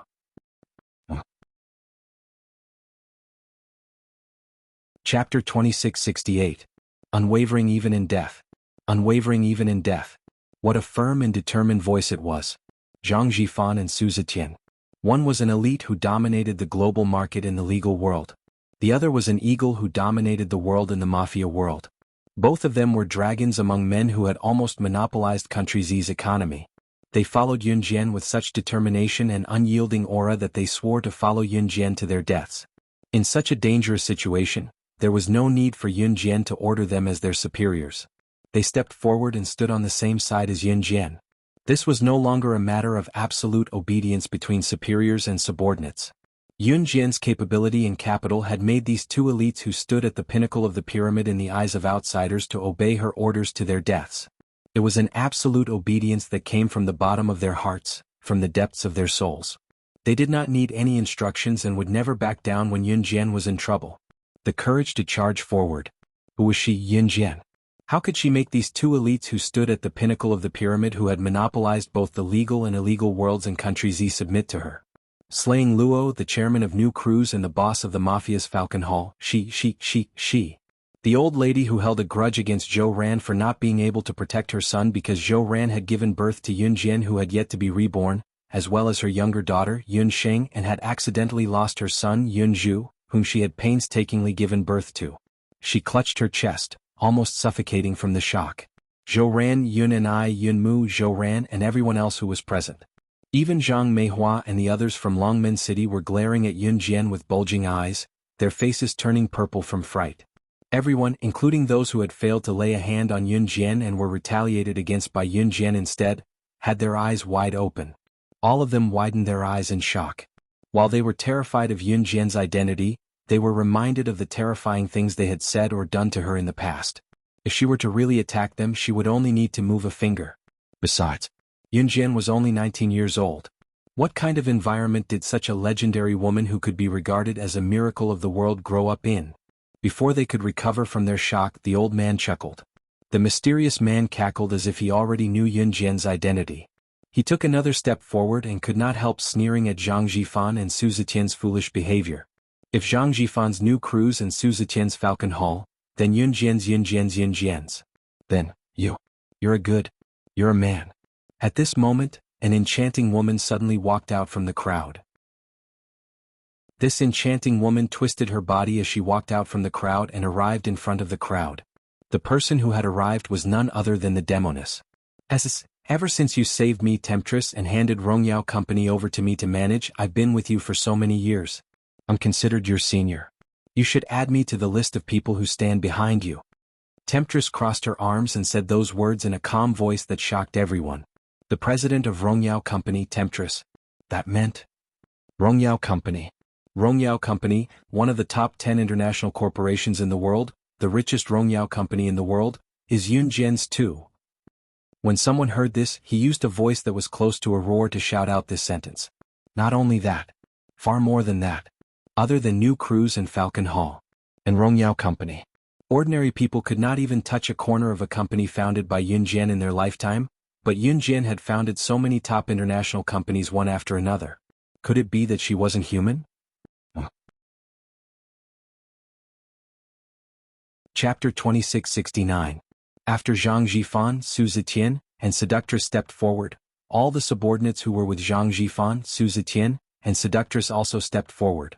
At this moment, Yunjian, who was standing on the cement pipe, seemed to be the master of all things. The group of people below her was completely subdued. The crowd was so quiet that even the sound of a needle falling to the ground could be heard clearly. Everyone looked at Yunjian, who was standing on the cement pipe, as if she was standing at the top of a pyramid. She was like the god of death, who was born to rule over all living things, looking down on everyone. Ah, foolish. For a mere woman, you bunch of fools, I must make you regret it.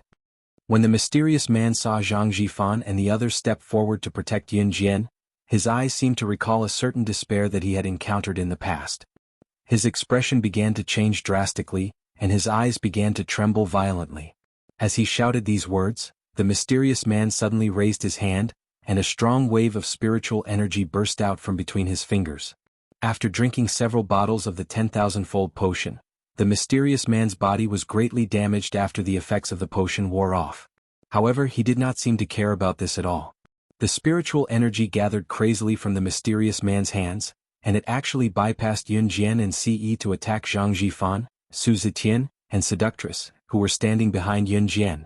After drinking several bottles of the 10,000-fold potion, the mysterious man's strength had naturally reached the peak of perfection. However, just as the spiritual energy was about to collide with Zhang Jifan and the others, Yun Jian suddenly raised her hand. In front of the thousands of people who were completely dumbfounded, Yun Jian suddenly raised her hand. She gathered a wave of spiritual energy from her fingertips, and it collided with the spiritual energy that the mysterious man was using to attack Zhang Jifan and the others. Chi, bang bang bang. The two powerful spiritual forces collided with each other, and even the cement on the ground was directly shaken until cracks appeared one after another. At the gathering point of the spiritual energy, where the two spiritual energies collided and cancelled each other out, a huge crater was created by the collision of the two spiritual energies. This scene shocked everyone present. With Yun Mu and the others in the lead, their faces turned pale with fright. What kind of power is this? This was illogical. This doesn't make sense. A scientist that Yun Jian had met before shook his head and retreated. In the end, he was so scared that he sat down on the ground. No one at the scene had a better reaction than this scientific researcher. Chi. At this moment, outside the barrier, someone opened a passage to enter the barrier and barged in. Usually, it was easy to get in but difficult to get out. As long as one had a bit of spiritual energy, they would be able to enter the enchantment, but to get out was harder than ascending to the heavens. Yun Jian turned sideways. At this moment, Yun Mu Zhou ran, and the others suddenly saw a few people who had barged in from outside the barrier. They ran to Yun Jian's back and lowered their heads in submission.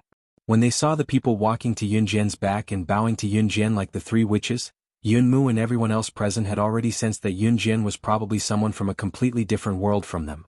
Whether it was the strange spiritual energy that she had unleashed, or the series of identities that she had revealed, they were all warning Yun Jian that the world she lived in was something that no one present could touch. She stood at a height that no one could ever reach. However, what Yun Mu and the others did not expect was that the group of people who had just entered the barrier walked to Yun Jian's back, bowed their heads, and suddenly announced their names one by one. They shouted at Yun Jian with unwavering determination, causing everyone present to be dumbfounded and flabbergasted. Kosha Mercenaries Elder Qin Yu. Kosha Mercenaries Elder Snake. Lizard. Kosha Mercenaries Elder Tiger Bao. Kosha Mercenaries Assassination Team Leader Gui Lian. Kosha Mercenaries Reconnaissance Team Leader Gui Yen. Kosha Mercenaries Intelligence Team Leader Diani. We pledge our lives to pursue the boss. We advance and retreat together. Chapter 2670. The higher-ups of the Kosha mercenaries were all there. All of them stood behind Yun Jian without hesitation and swore a blood oath that shook the heavens. It was all thanks to Yun Jian that they were able to achieve what they had today. If Yun Jian was gone one day, their future would cease to exist as well. That deafening howl of determination caused an uproar among everyone present. Yun Mu and the rest were stunned when they heard it. Gu Junjian, Qin Yiru, and the rest felt an inexplicable sense of pride when they heard it. Hearing that, Team Monarch, T-Rex, Best Squad, and the rest felt a sense of awe and delusion ignite in their hearts. Those who once had all sorts of prejudices and conflicts against Yun Jian, led by Lin Mingyu, were now looking at her as if she was a stranger. They never thought that Yun Jian would stand at the top of the crowd one day, looking at her as if she was out of their reach. Kosha Mercenaries. The mercenary group that was on par with the #1 international assassin organization, and Hun Group. Yun Jian was the Kosha mercenaries' boss. Legend had it that she came and went without a trace.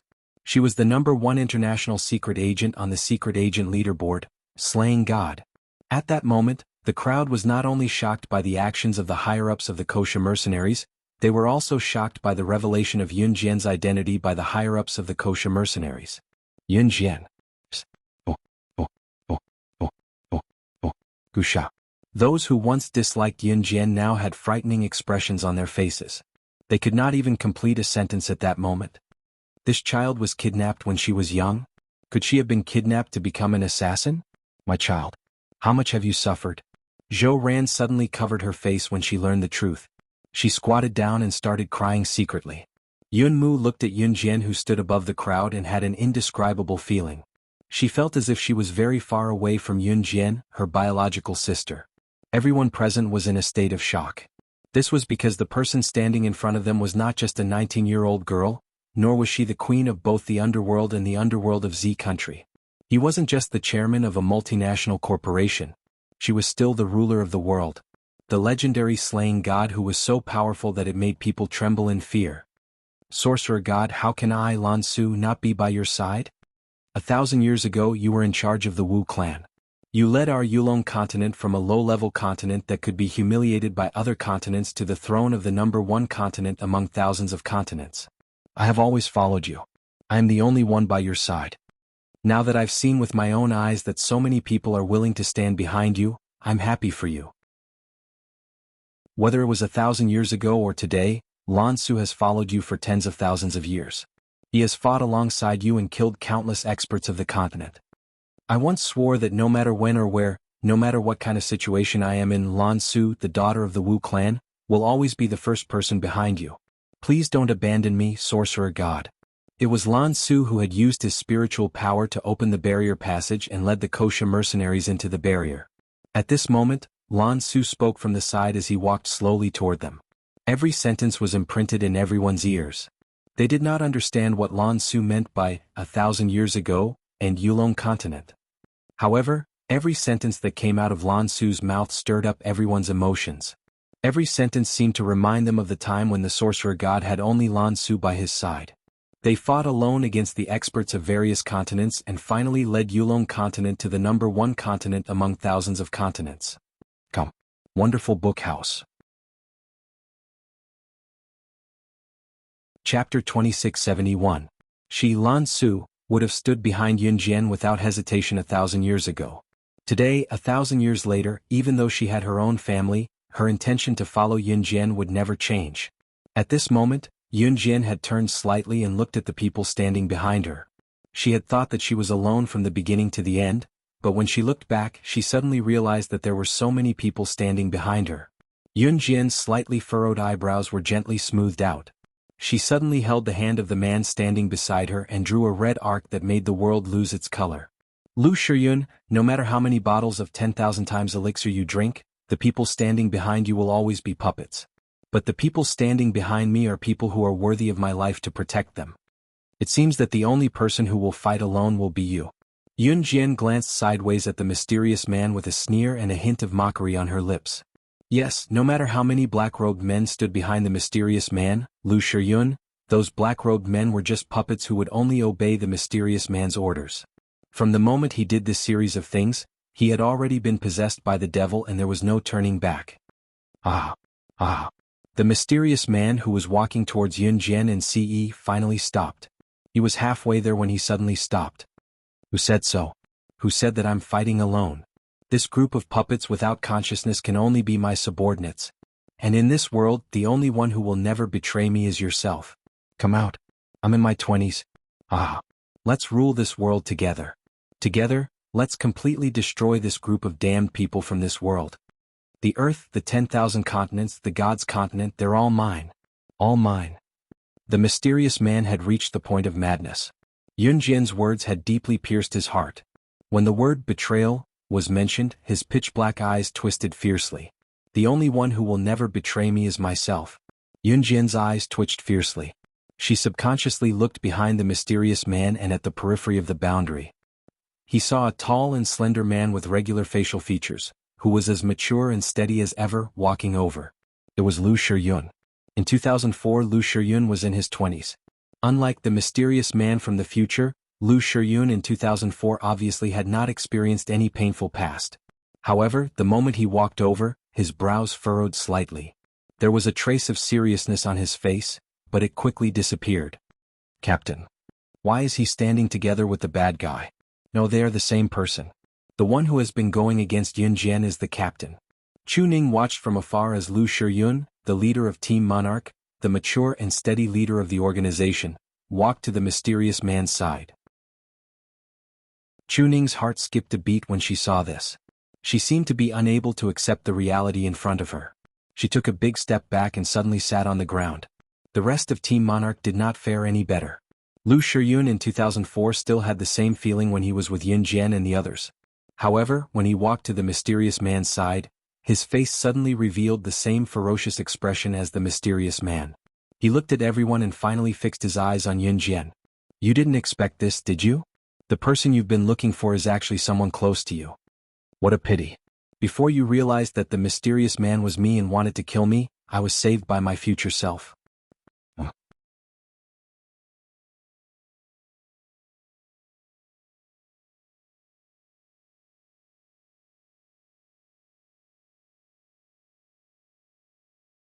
Chapter 2673. Sir God, it turns out that you're only this tough. Is it because my 10,000X potion is too powerful, or is it because you're too weak? The mysterious man retracted his spiritual power. When he saw a trace of blood flowing from the corner of Siyi's mouth, he burst into laughter. The limit of the 10,000X potion was a dozen bottles. If he drank any more, he would die in front of everyone given his physique. Lu Shiyun's current physique was only suitable for 3 bottles of the 10,000X potion. If Lu Shiyun drank any more, he would die on the spot. Moreover, the mysterious man had drunk the 10,000X potion so many times that he had accumulated many side effects in his body. This time he drank 10 bottles of the 10,000X potion at once. Even if the mysterious man survived the battle, he would not be able to make any progress in his spiritual power in the future. For this reason, the mysterious man would have to pay a higher price. Lu Shiyun was forced to drink 3 bottles of the 10,000X potion by the mysterious man, so he would have to pay the price for it. At this moment, the mysterious man was mocking Ce in his most domineering voice. "I can't believe you were injured by me." His laughter was louder and louder as if it could break the sky. However, as he laughed, the mysterious man's voice suddenly came to an abrupt stop. A mouthful of blood suddenly spurted from the mysterious man's nose and mouth. He took 2 big steps back and was obviously seriously injured by Ce. It took more than 10 bottles of the 10,000X potion to tie with Ce. The mysterious man howled as he spat out blood. Wiping away the blood from his mouth, he was about to gather his spiritual energy to fight Yun Jian and Ce again when the mysterious man was interrupted. Suddenly he saw Yun Jian take out 3 magical weapons. A sandalwood box, a wooden fan and a wooden hairpin. These 3 divine artifacts exuded a powerful spiritual energy that was so dense that it could pierce through the sky. In front of thousands of people, Yun Jian slashed her wrist to check her pulse with the wooden hairpin. Before Ce could react to stop her, she placed the wooden fan in the sandalwood box and drained the blood that gushed out into the box like she was letting it out. That move of his was clean and efficient, without the slightest bit of mercy. She did not frown the whole time. Yun Jian's action of cutting her wrist and letting blood surprised everyone. At this moment, the blood that flowed through the wooden hairpin into the sandalwood box and the wooden fan suddenly emitted a red light as bright as the sun in the sky. The red light was like an infrared ray that pierced through the sky, piercing the eyes of everyone present and causing them to close their eyes involuntarily. So did the mysterious man.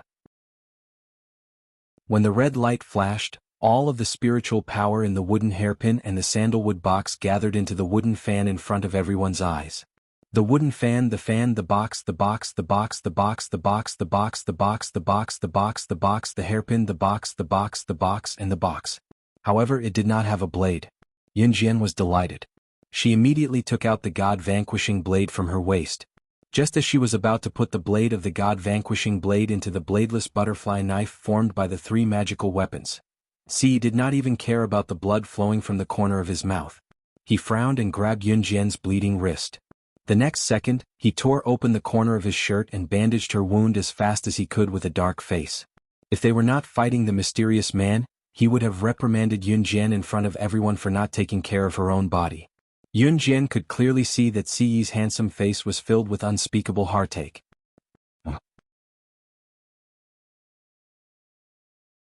Chapter 2674. At this moment, Yun Jian had already assembled the butterfly knife from the three magical weapons and the god-slaying blade into her hands. Without much hesitation or even greeting Ce, she dashed towards the mysterious man with the butterfly knife in her hand. Chi! The butterfly knife emitted a sharp sound as it passed through the air.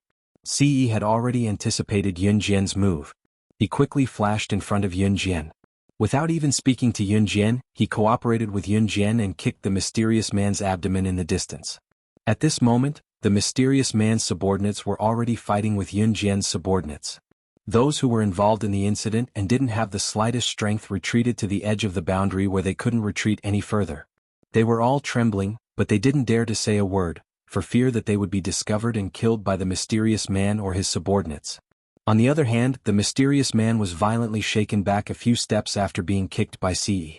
Before he could react, Ce turned sideways and Yun Jian, who was behind him, kicked the butterfly knife in the air. She cooperated well with Ce and stabbed towards the mysterious man. Bang bang bang. The mysterious man blocked Yun Jian's god-slaying blade with his arms. In an instant he was forced to retreat a few steps. Just as he steadied himself, the mysterious man suddenly felt blood spurting out from his hands that had been cut by Yun Jian. The next moment, an earth-shattering scream reverberated through the sky. Ah ah ah. The mysterious man's hands, which had been cut by Yun Jian's butterfly knife, were directly cut off. His two hands were separated from the mysterious man's body and flew far away. It was just a light cut, but because the handle of the butterfly knife was transformed from three magical weapons and the blade was the legendary god-slaying blade, the combination of the two produced a huge amount of energy. It was just a light cut, but this cut directly chopped off the mysterious man's hands. One could imagine how sharp the blade was. Ah ah ah. Damn it, all of you deserve to die. All of you die. The mysterious man had never thought that the butterfly knife could make him so embarrassed. Just now, he even felt that his soul was about to be shattered by the butterfly knife. If this went on, the destruction of the physical body was a small matter and could be repaired. However, for a cultivator, the destruction of the soul meant that his soul would be destroyed and he would never be reincarnated. Bang bang bang bang. The mysterious man was so angry that a series of blades appeared on the ground. These blades attacked Qin Yiru and the others. If it was Lin Mingyu and the others who were attacked instead of Qin Yiru and her team, Yun Jian would never turn around to save them. However, Qin Yiru and Zhou Ran were in danger. Yun Jian turned without hesitation.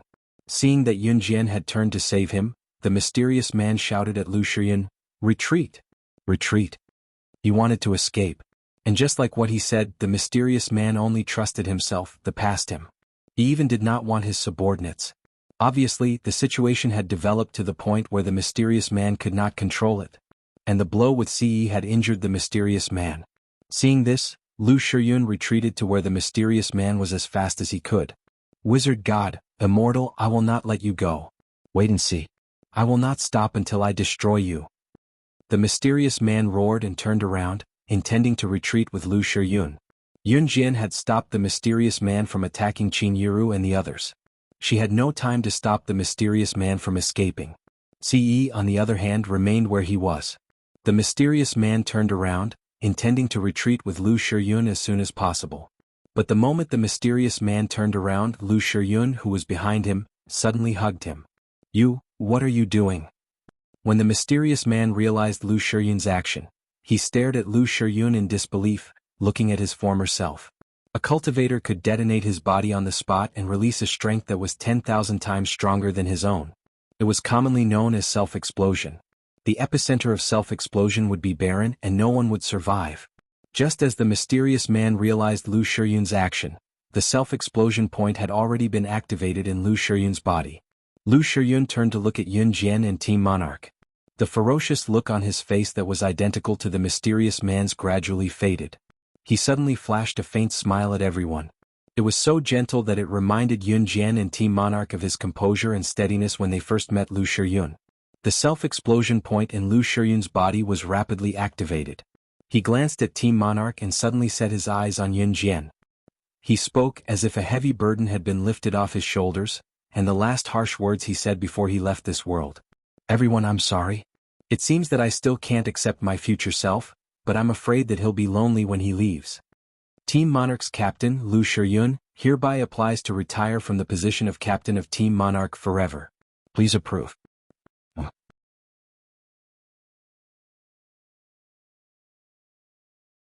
Chapter 2675.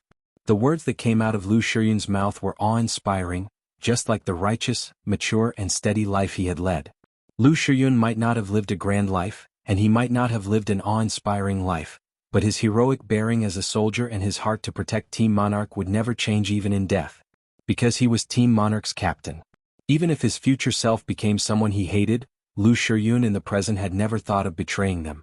Never. He did it. He fulfilled his duty as Team Monarch's captain. Ever since he promised Gu Junjian to become captain, he would protect everyone in Team Monarch. The faint smile was the same as when Yun Jian met the 6 members of Team Monarch when she first joined the military. The captain, Lu Shiyun, flashed her a grin. It was a smile that was so plain that it did not have any ups and downs, but it was deeply imprinted in the hearts of Yun Jian and Team Monarch. No wonder Captain told me to pass the position of Team Monarch's captain to Yun Jian if he passes away. She's the most suitable person. So Captain has already? That was the decision he made today. Vice Captain Hong Fan, who had been silent all this time, couldn't help but shed tears. Hong Fan, who had the best relationship with Captain Lu Shiyun, turned to look at the young man in his 20s, who had a kind smile on his face and was counting down to his self-destruction. However, just as Lu Shiyun finished his words and was about to self-destruct, Hong Fan relayed Lu Shiyun's words. Yun Jian, standing in front of thousands of people, suddenly curled her lips and smiled. Her smile was so bright and beautiful that it was breathtaking. Yun Jian, whose smile reached its peak, looked at Lu Shiyun, who was hugging the mysterious man tightly, and uttered the last words Lu Shiyun heard before he died. I won't take over Team Monarch. The captain of Team Monarch can only be you, Lu Shiyun. Team Monarch will always be a team of 7. It won't stand if anyone is missing. Team Monarch is disbanded today. There will be no more kings in this world. For Lu Shiyun, Team Monarch was disbanded. It was a way of reminiscing. Yun Jian used another way to convey a law that would never change to Lu Shiyun. Team Monarch was indispensable. Without Lu Shiyun, Team Monarch would cease to exist. No matter what he did in the future, everyone in Team Monarch would acknowledge his existence and identity. His position as Team Monarch's captain would never change. Lu Shiyun cried and laughed at Yun Jian's words. Tears flowed from the corner of his eyes, blurring his vision blurred. However, Lu Shiyun's lips curled into a smile. His smile was full of energy and pride. Boom. Boom. Just as Lu Shiyun's lips curled into a smile and he shed his most sincere tears, the self-detonation that was activated inside Lu Shiyun's body shook the entire area. The sky was covered by a huge beam of light. Everyone closed their eyes involuntarily, unable to open them for a long time. When everyone opened their eyes, there was a thick cloud of dust where Lu Shiyun had been standing. Captain? Team Monarch shrieked, tears filling the corners of their eyes. Yes, Yun Jian was right. Without Lu Shiyun, Team Monarch, a team of 7, would cease to exist. He was not in the wrong. It was this cruel and realistic world that was at fault. The wind blew gently, sweeping up the dust on the ground and taking away Lu Shiyun's simple and short life.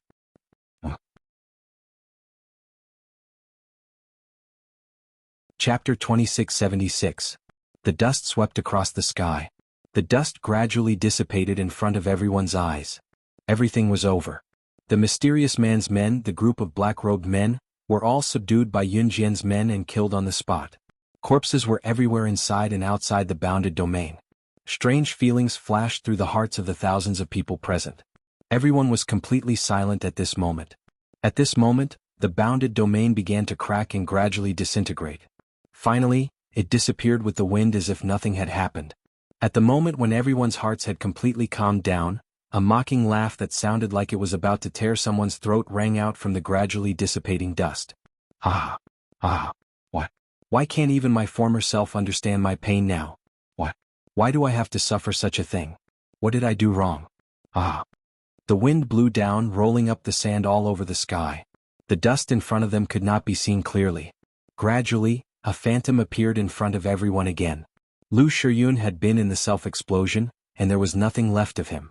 This phantom was the mysterious man. Lu Shiyun is dead. As the future, why is he still alive? Seeing this, someone was so scared that he hugged the person in front of him, and his face suddenly changed. The former Lu Shiyun was dead, which meant that everything in the future should be changed. Why was the mysterious man still alive? Everyone's heart was in a tight line at this moment. When Yun Jian's men and the kosher mercenaries saw the mysterious man who had not disappeared with Lu Shiyun after the self-explosion, they were 100% vigilant again. He's just a phantom. He is dead, but his obsession is too deep and the resentment in his heart can't dissipate. The knot in his heart has not been untied, so it can't go away for a long time. Yun Jian suddenly said when everyone was 100% vigilant again. After she finished speaking, sure enough, the phantom of the mysterious man seemed not to see Yun Jian and others. He took 2 steps to a corner in a mess and kept muttering sad words. Why? Why do I have to suffer such a thing? I could have lived a good life. I can't turn back, I can't turn back. Am I wrong? Why did I have to betray myself in the past? Do I not deserve to live? What? Why are you doing this to me? It was as if they were questioning the unfairness of the heavenly Tao. They were filled with despair and pain. No one wanted to become a bad person. Unfortunately, this was a cruel and realistic world. It was just like how no one was willing to commit suicide. Unfortunately, he had encountered too many facts that he could not bear and face. You will never be able to imagine it, and you should never judge anyone from a moral point of view, because you don't know the life of others. Yun Jian narrowed her eyes slightly. Her vision followed the mysterious man's swaying steps and chased after him. Just as the mysterious man staggered 2 steps forward, a clear and melodious song, like the cry of a magpie, suddenly came from the forest nearby the open area. The song was filled with despair and desolation. It was so clear that people could not help but want to find out what kind of past she had encountered to make such a clear and cold voice of a young girl with a melodious voice that seemed to be able to awaken the earth. This song that caused one to fall silent made the mysterious person who was walking forward unsteadily and hesitantly without a puppet of his own, who was walking forward with an expressionless face, stop in his tracks. The voice was beautiful and crisp. It was so pure and clean that it sounded like an angel from heaven. But when the mysterious man's illusion heard this voice, he suddenly covered his face and squatted down. He held his head and cried loudly. Why? Why did you betray me? Why? Why did you leave me when I needed you the most? What? The owner of the soft singing voice finally appeared in front of everyone. A young girl who could produce such a beautiful voice indeed had a pure and clean face. She smiled faintly and slowly walked towards them. When she came in front of the mysterious man, she gently lowered her head and placed her hand on the mysterious man's head. But she did not touch the mysterious man's head. She too was an illusion. Like the mysterious man, she had died long ago. When the 2 illusions collided, they would never touch each other. The young girl suddenly smiled at the mysterious man in front of everyone. This smile was full of sadness. I'm sorry. I asked Sister Yun Jian to refuse you when you asked her for help. Because I don't deserve such an excellent person like you.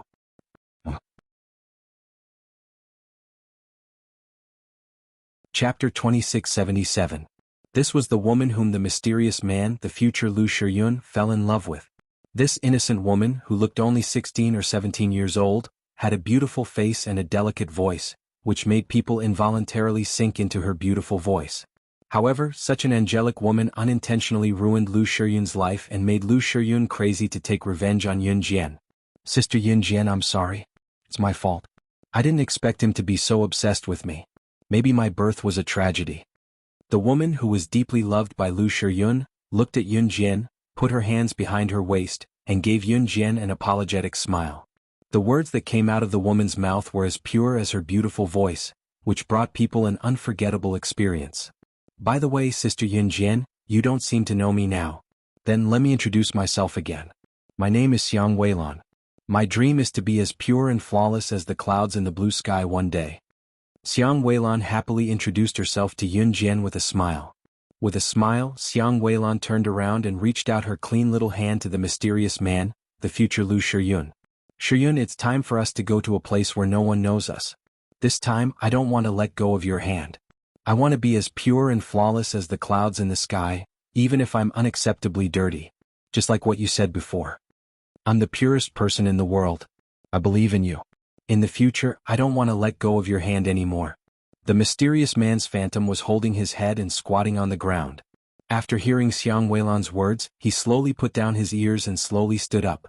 The moment he put his hand in Xiang Weilan's, the 2 hands that could never be held together again, Xiang Weilan held the mysterious man's hand and the mysterious man slowly stood up.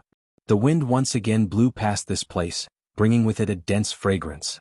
Dandelions that came out of nowhere lingered around Xiang Qinglan and the mysterious man. The figures of Xiang Weilan and the mysterious man gradually dissipated under the lingering dandelions. Finally, they turned into two ordinary dandelions and flew into the blue sky together with the other dandelions floating in the sky. To the blue, she yearned to soar to the blue sky. She did it.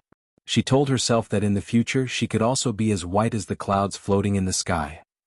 Yun Jian learned the story of Xiang Weilan and the future Lu Shiyun from the notebook left by Lu Shiyun in 2004. Lu Shiyun had always had the habit of taking notes. From the notebook left behind by Lu Shiyun, Yun Jian learned that the future Lu Shiyun had already found the present Lu Shiyun and told him everything that had happened in the future. Xiang Weilan was a prostitute. When the future Lu Shiyun first met her, she was singing in a bar. Her melodious voice attracted Lu Shiyun. Xiang Weilan also fell in love with Lu Shiyun, who took care of her, but she didn't dare to tell Lu Shiyun about her lowly identity. She was dirty, very dirty, so dirty that even she despised herself. But in order to survive, in order to eat, in order to survive, she sold herself. Later, Lu Shiyun found out about her past. He didn't despise her, but she despised herself. Later, for Lu Shiyun, Xiang Weilan refused to accept any more customers. Unknowingly, she offended the big shots and was beaten up countless times. But she didn't dare to tell Lu Shiyun, afraid that he would feel bad. She was afraid of hurting Lu Shiyun, so she left Lu Shiyun in the name of betrayal. She also begged the future Yun Jian not to save her if she died, because she couldn't face Lu Shiyun anymore. Later, Xiang Weilan died. She was raped and killed by the big shots and stabbed to death. Lu Shiyun knew that Yun Jian had superb medical skills. He hugged Xiang Weilan and begged Yun Jian to save her, but he was cruelly rejected by Yun Jian. Men in love were usually irrational. Because of this, he hated Yun Jian and felt that Yun Jian did it on purpose.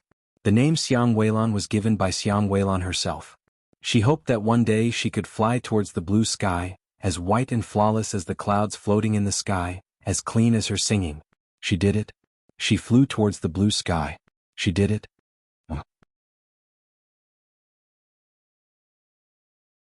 Chapter 2678.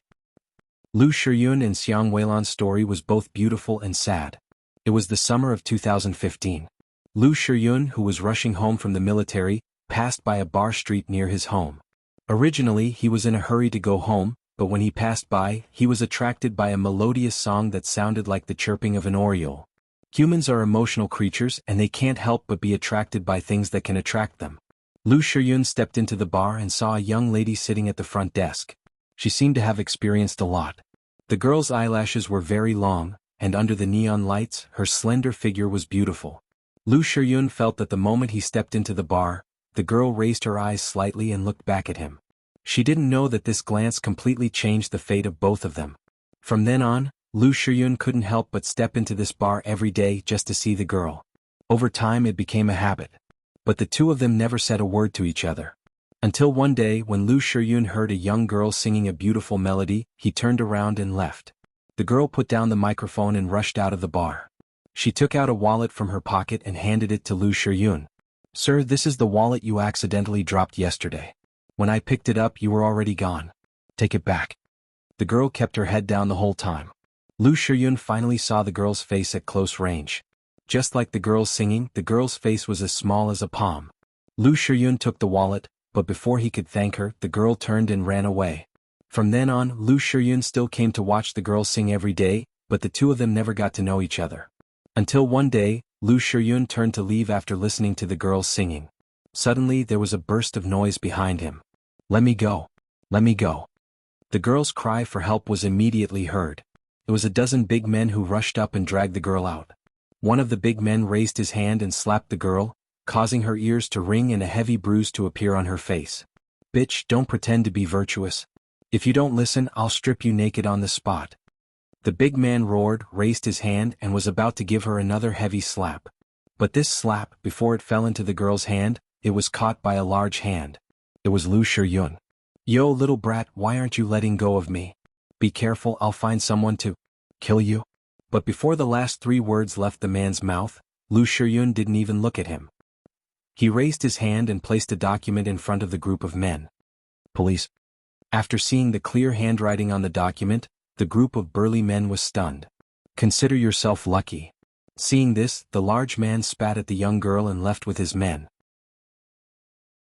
Lu Shiyun personally escorted the girl back to her residence, a dilapidated slum that couldn't be any more dilapidated. Well, thank you. Just as Lu Shiyun was about to leave, the girl who had been silent all this time finally spoke.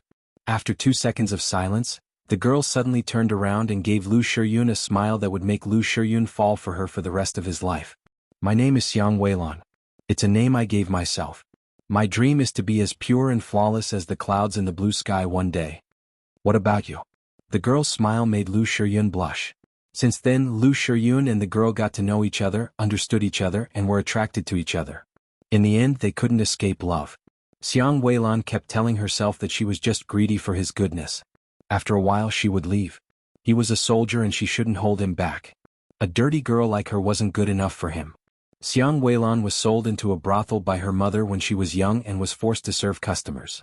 She named herself Xiang Weilan because she wanted to be as pure and flawless as the clouds in the blue sky one day. She longed for a clean life. After falling in love with Lu Shiyun, Xiang Weilan used the money she had accumulated over the years in exchange for a chance to redeem herself. Although she was beaten up by her mother in the brothel in the end, she was able to escape. Lu Shiyun didn't know about it. He introduced her to Yun Jian and the rest of Team Monarch. She also got to know Yun Jian, who stood at the peak of everyone. Those were the happiest days of Xiang Weilan's life.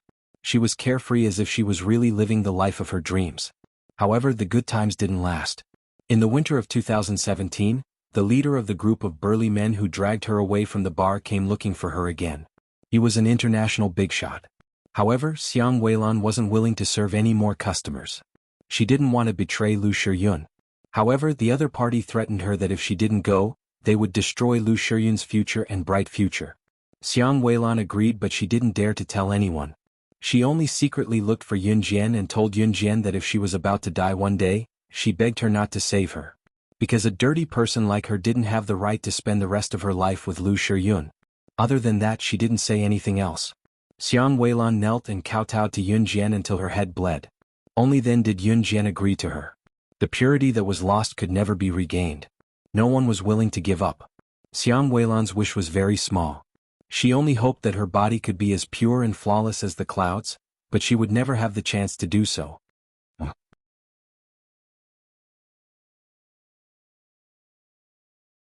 Chapter 2679. In order to completely disappear from Lu Shiyun's world, Xiang Weilan found all kinds of men and made out with them in front of Lu Shiyun. However, after Lu Shiyun quarreled with Xiang Weilan and left in anger, Xiang Weilan chased away the men who pretended to be her customers, and hid in her room to cry. In order to make Lu Shiyun give up on her, Xiang Weilan even belittled him loudly. You're just an ordinary person. You can't even compare to the money I earned under Mama Sang. How are you going to support me? I want a high-quality life, but what can you give me? I just think that you're good-looking, so I'm playing with you. Do you really think that I've met love? Xiang Weilan's words were very firm. Because she had to pretend in front of the big bosses in the past, her words and expressions made Lu Shiyun unable to find any loopholes. After walking out of the room, Xiang Weilan dragged her luggage and squatted not far away from Lu Shiyun's house. She cried silently for the entire night. The next day she went to the place where the big shot was. Who knew that the big shot had a strange habit? When she was forced to go to the big shot's house, there were more than a dozen of the big shot's friends waiting for her. Yes, the big shot's strange habit was that he liked to have sex with a group. Xiang Weilan refused to comply. In the end, she swallowed a glass shard and failed to commit suicide. This group of people lost their minds. After Xiang Weilan swallowed the glass shard and failed to commit suicide, they raped her. However, on the other side, Lu Shiyun received news that when he saw Xiang Weilan, she was already dying. Lu Shiyun loved her too deeply. He carried Xiang Weilan to seek treatment from Yun Jian. Xiang Weilan could no longer speak, but she said to him in a shrill voice, "I've never loved you. I just regret accepting their invitation today. I didn't expect them to make me eat glass shards. Otherwise, with my ability, I would definitely be able to live a good life." This sentence hurt Lu Shiyun both physically and mentally. When he found Yun Jian and asked for treatment, Yun Jian refused without even looking at him.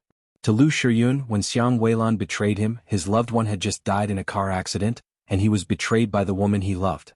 There was no way to seek treatment. Lu Shiyun knew that Yun Jian had the ability to save Xiang Weilan, but she didn't do anything. Perhaps his love was too deep. After Xiang Weilan's death, Lu Shiyun was completely dispirited. He became silent and didn't say a word. Finally, in 2018 the group of big shots who had killed Xiang Weilan were suddenly killed in a bar. The group of big shots were badly mutilated and dismembered. Their deaths were extremely tragic. The police found out that the person who killed this group of people was Lu Shiyun. By the time Lu Shiyun was fully apprehended, he was already nowhere to be found. After Xiang Weilan and Lu Shiyun transformed into dandelions and left with the wind, the truth was no longer known by those familiar with it. However, at the last moment, the two of them left behind two phantoms, embracing each other. They were happy. Back when Yun Jian was in the future world, which was 2019, she found out that the incident that happened in Longmen City was Lu Shiyun who had killed the group of big shots and dismembered them. It was because the perpetrator was Lu Shiyun, and after checking the suspect file given by Zhou Yiran, Yun Jian guessed that the mysterious person was Lu Shiyun. Returning to reality, Xiang Weilan and Lu Shiyun's phantoms completely disappeared before Yun Jian and the rest. Everything was over. The barrier had been broken. Other than the thousands of people who were still frozen, everything that happened just now was like a nightmare. Mother. At that moment, a tall and handsome figure dashed out from the forest beside them. It was none other than the newcomer. It was the grown-up Si Tua, also known as Xing Feng, who was being held captive by the mysterious person. Xing Feng was handsome, inheriting Si Yi's looks. When Xing Feng appeared, he rushed to Yun Jian almost instantly, reaching out to hug Yun Jian. However, just as he called out "Mother," and was about to hug his long-lost mother, Si Yi tripped him. Si Yi suddenly tripped Xing Feng with his foot and pulled Yun Jian into his arms, glaring menacingly at Xing Feng. Xing Feng was speechless.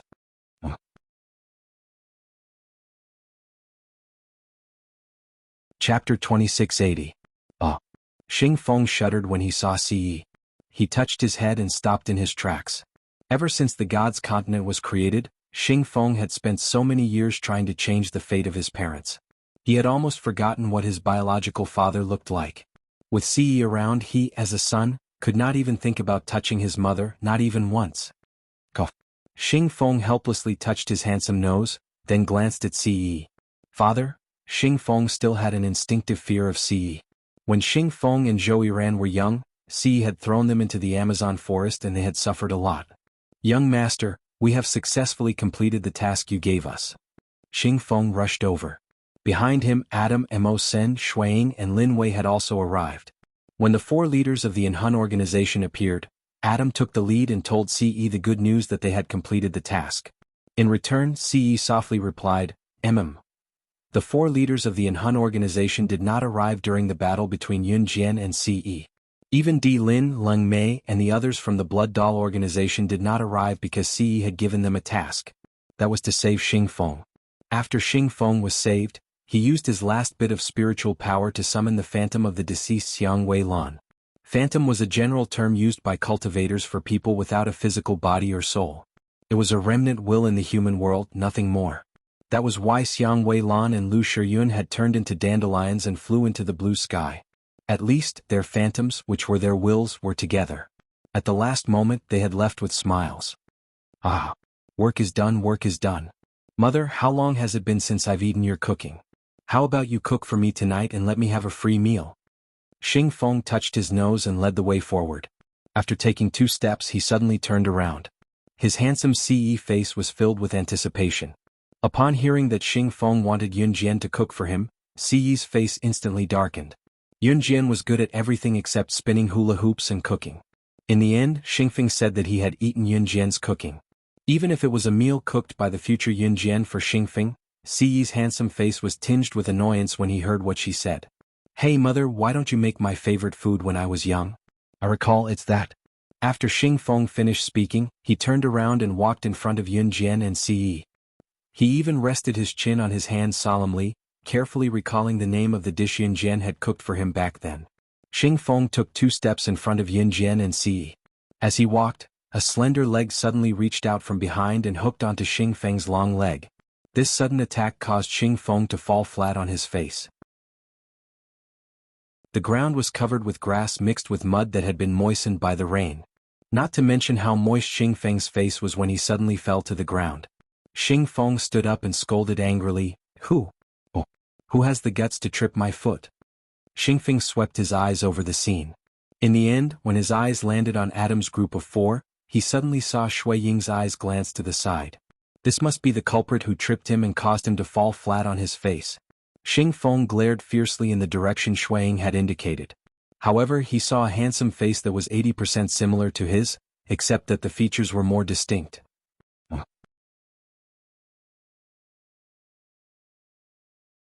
Chapter 2681.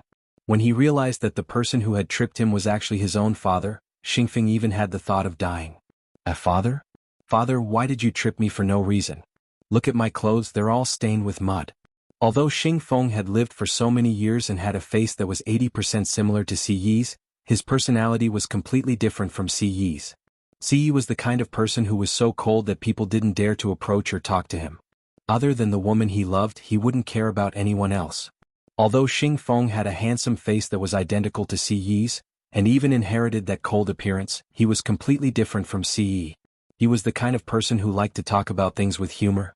When he realized that the person who tripped him was actually his own father, Xing Feng was stunned. After being stunned, he immediately acted coquettishly. However, Xing Feng's coquettish behavior was met with a cold and merciless sentence from Si Yi. Get lost. Xing Feng naturally understood his father. He twitched the corner of his mouth, turned around and ran away in dejection.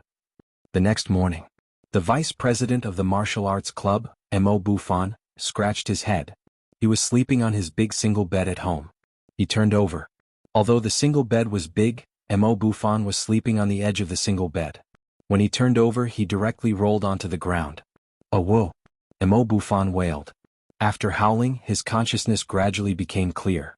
SSS, why do I feel like I had a very scary dream? What kind of dream was it? Why can't I remember? In my dream there seems to be Yun Jian? Mo Bufan scratched his head and muttered to himself. As he muttered, he stood up and put on his clothes. Thinking that it was just a dream, he decided not to think about it. After eating breakfast, he took a bus from home to school. As soon as he entered the classroom, he heard the students discussing. The one who led the discussion was Kai Huiling, who had a dispute with Yun Jian in university. Why did that little bitch appear in my dream? What the hell is going on? I don't want that bitch to appear in my dreams at all. And it seemed like she's slaying God, the #1 on the international secret agent ranking. What kosher mercenaries boss? In my dream, I seem to have dreamt that there were a few people who claimed to be kosher mercenaries standing behind that little bitch. I'm puzzled. She actually appeared in my dream in such a manner. Does she think she's a transformer or an armored warrior? Kai Huiling was chatting with some girls who didn't know what was going on about the dream she had yesterday. She mocked them while laughing. Mo Bufan scratched his head and walked past Kai Huiling. Strange, why did he seem to have achieved the dream she had? But Mo Bufan didn't think too much about it. Look, the Transformers and Armored Warriors are here. Kai Huiling pointed at the stairs with a mocking tone. Instead, he saw a slender young girl whose face had been moisturized by a man. Her breasts were full and her figure was slender. Yun Jian happened to pass by at that moment. Hearing Kai Huiling and the rest mocking her, Yun Jian's lips curled into a red arc. When she passed by Kai Huiling and the rest, she flashed a strange smile at Kai Huiling. The grin made Kai Huiling mock Yun Jian even more as she shouted at the latter's back. What are you talking about? You're a transformer, aren't you? She had a mocking smile on her face. However, just as Kai Huiling finished her sentence, she suddenly saw a butterfly knife appear in Yun Jian's empty hand. It was nothing much. However, looking at the shape of the butterfly knife, Kai Huiling suddenly recalled a scene in her mind. It was the scene where Yun Jian combined the 3 artifacts into the butterfly knife handle. When Kai Huiling snapped back to reality, she suddenly screamed in shock. The girls who were listening to her joke about Yun Jian were at a loss. That dream wasn't a dream. It's real. It's real, it's real.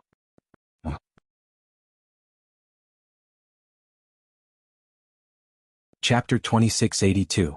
Kai Huiling slid to the ground like she was paralyzed, hugging her head as if she was frightened by something. The girls were bewildered. When they looked up at Yun Jian had already put away the butterfly knife that was transformed from 3 divine weapons and combined with the god-vanquishing blade. She doesn't have anything in her hands? Huiling, are you sure you saw wrongly? The girls exclaimed in shock. It was Kai Huiling who told the school about the dream she had yesterday early in the morning. She even compared Yun Jian to an armored warrior, saying that everything in the dream was hilarious. How could someone like Yun Jian be the top secret agent in the world? What boss of the kosher mercenaries? Now that she saw Yun Jian, she screamed like she had lost her mind. However, Yun Jian was already far away. After making sure that everyone thought it was a nightmare, Yun Jian returned to Longmen City. Xing Feng and Yuan Xing came from the future and should have left this era through the dimensional gateway. However, both of them refused to leave for a long time. What was more, Xing Feng and Yuan Xing stayed in Longmen City for a few days. Xueying and Si Luo had yet to give birth to Yuan Xing. In the next few days, Yuan Xing would often ask Xueying and Si Luo in front of everyone, "When are you guys giving birth?" He was anxious because he was about to be born in his past life, but Si Luo's stomach had yet to show any signs of pregnancy. His question made Si Luo cover his face and leave. "Don't stop me. I'm going to make him cry. Kid, who told you to bully me every day when you were young? You even stole my beloved little sister, didn't you? You brat." Xing Feng was held back by Mo Sen and Lin Wei as he glared at little Zhou Yiran, who was playing happily on the bed. Little Zhou Yiran was only 4 years old and had no idea that he was the one who bullied Xing Feng in the future. At this moment, Zhou Yiran was holding a group photo of him, the little fellow and the little girl. In front of Xing Feng, little Zhou Yiran looked at the photo and giggled. As he laughed, he suddenly smacked his lips on the little girl in the photo. Just as the atmosphere was about to explode, Xiao Zhou turned around and kissed the little guy in the photo. The little fellow was none other than Xing Feng himself. "Brat, let go of your mouth." Everyone in the villa could hear Xing Feng's roar clearly. On the day that Xing Feng and Yuan Jin left, Yun Jian saw Shinji again in the forest of time and space. Shinji from the future 2019. Shinji had come all the way from the future. In a dark corner of the forest, Yun Jian and Shinji looked at each other. "You're looking for you?" Yun Jian curled her lips at the seductive Shinji, who was in her 30s. "Yes." Shinji smiled gracefully and nodded at Yun Jian. "What's the matter?" Yun Jian asked again. The way the two of them interacted was always to speak as little as possible. "Yes." Shinji nodded. Finally, Shinji looked up at Yun Jian. 006, promise me something. Don't refuse. "Yes." Yun Jian looked up. She had thought that Shinji had come all the way from the future to 2004 to remind her not to forget to save him. After all, Yun Jian had the butterfly knife now. Under certain circumstances, it could bring someone back from the dead. And Yun Jian could save Shinji, who had already passed away. But Shinji only looked up and smiled bitterly. "Don't save me. I know you have the ability, but please don't save me." "Why?" Yun Jian wasn't surprised. 006, it's been so many years. I'm tired. Let me be free.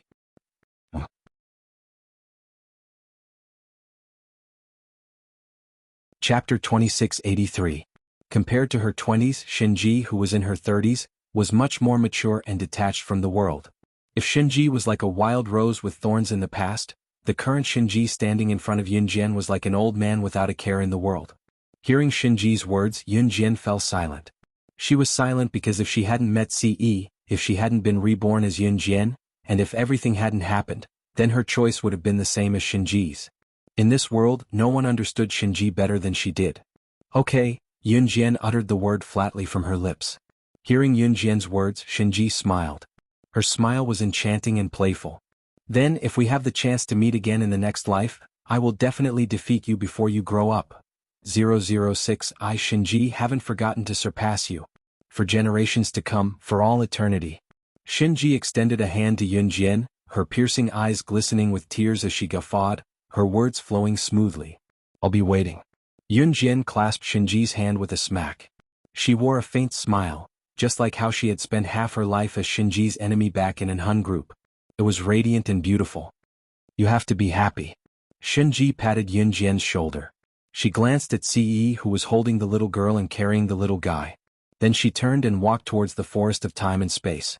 The wind blew the fallen leaves on the ground, lifting them into the air and carrying them into the sky. In less than 2 seconds, the wind stopped without warning. All the leaves in the air fell back to the ground. Shinji was like a dancing leaf. The moment she was lifted by the wind, she was dazzling. Then she returned to her roots, leaving no trace behind. Her fiery red clothes fluttered in the wind. Shinji left in a hurry like a heroic heroine. She took away Yun Jian's lifelong rival. This was the last time Yun Jian would see Shinji. Yun Jian stood in place and stared in the direction Shinji had left for a long time. She didn't come back to her senses until someone tugged at her clothes. Yun Jian didn't come back to her senses. Mama. Mama's bag, Mama's bag. The little boy in Ce hand tugged on Yun Jian's clothes. Because he was being carried by Ce, the little boy swayed from side to side as if he was on a swing. She said, hug as bag. The little guy blinked his big eyes. He was so cute that people wanted to pinch his face. Yun Jian turned around and saw the little guy who had suddenly started giggling after seeing something fun. Her heart skipped a beat. He reached out and hugged the little fellow, gently rubbing the little fellow's head. She looked up and saw Ce looking at her with a doting expression. Yes, she and Shinji already had a different life. A home full of color and love. She still had her dearest family waiting for her to return home. So she wasn't alone. For the first time, Ce let the little guy snuggle in Yun Jian's arms. After Yun Jian sent Shinji away, Xing Feng and Yuan Xing also left. After all, they weren't from this era. And the most important thing was that the Lu Shiyun of this world is dead. His death should have changed the future. It should have even returned to the time before the mysterious man appeared. Xing Feng stood outside the forest of time and space as he analyzed. The Lu Shiyun of the modern world was dead. Logically speaking, the Lu Shiyun of the future wouldn't have had a chance to return to the beginning of the divine continent. Then none of this would have happened. This also meant that Yun Jian as the sorcerer goddess and Ce as the divine lord wouldn't have come to Earth. Everything should have been restored to the time when everything had not happened. But don't worry. I've investigated. Because of the mysterious man, time and space have been distorted. Even if the mysterious man doesn't appear in the future, nothing will change now. But there's something bad I need to tell everyone. Xingfeng paused for a moment when he said this. In the end, he continued, the gate of time and space has started to dissipate. I estimate that in 20 minutes, the gate of time and space won't be able to be used again. In other words, if we go back to the future this time, we won't be able to return to 2004. Speaking of this, Xing Feng wasn't worried about not being able to see Yun Jian and Ce again. He turned to Yuan Xing, if you don't do something now, you won't have another chance. Xing Feng knew that Yuan Xing treated Yiji differently. At this moment, Yiji was trembling behind Yun Jian. She peeked out one eye to look at Yuan Xing, who was standing beside Xing Feng. Hearing Xing Feng's words, Yuan Xing's deep eyes flickered. Just when everyone thought that Yuan Lin would ask Yiji to wait for him for more than 10 years, Yuan Lin suddenly walked in front of Yiji and grabbed her wrist. He couldn't help but retort as he pulled Yiji towards Xing Feng. Follow me. After a pause, he was afraid that Yiji wouldn't agree, so he suddenly said in front of everyone, I'll marry you. Come. Wonderful book house.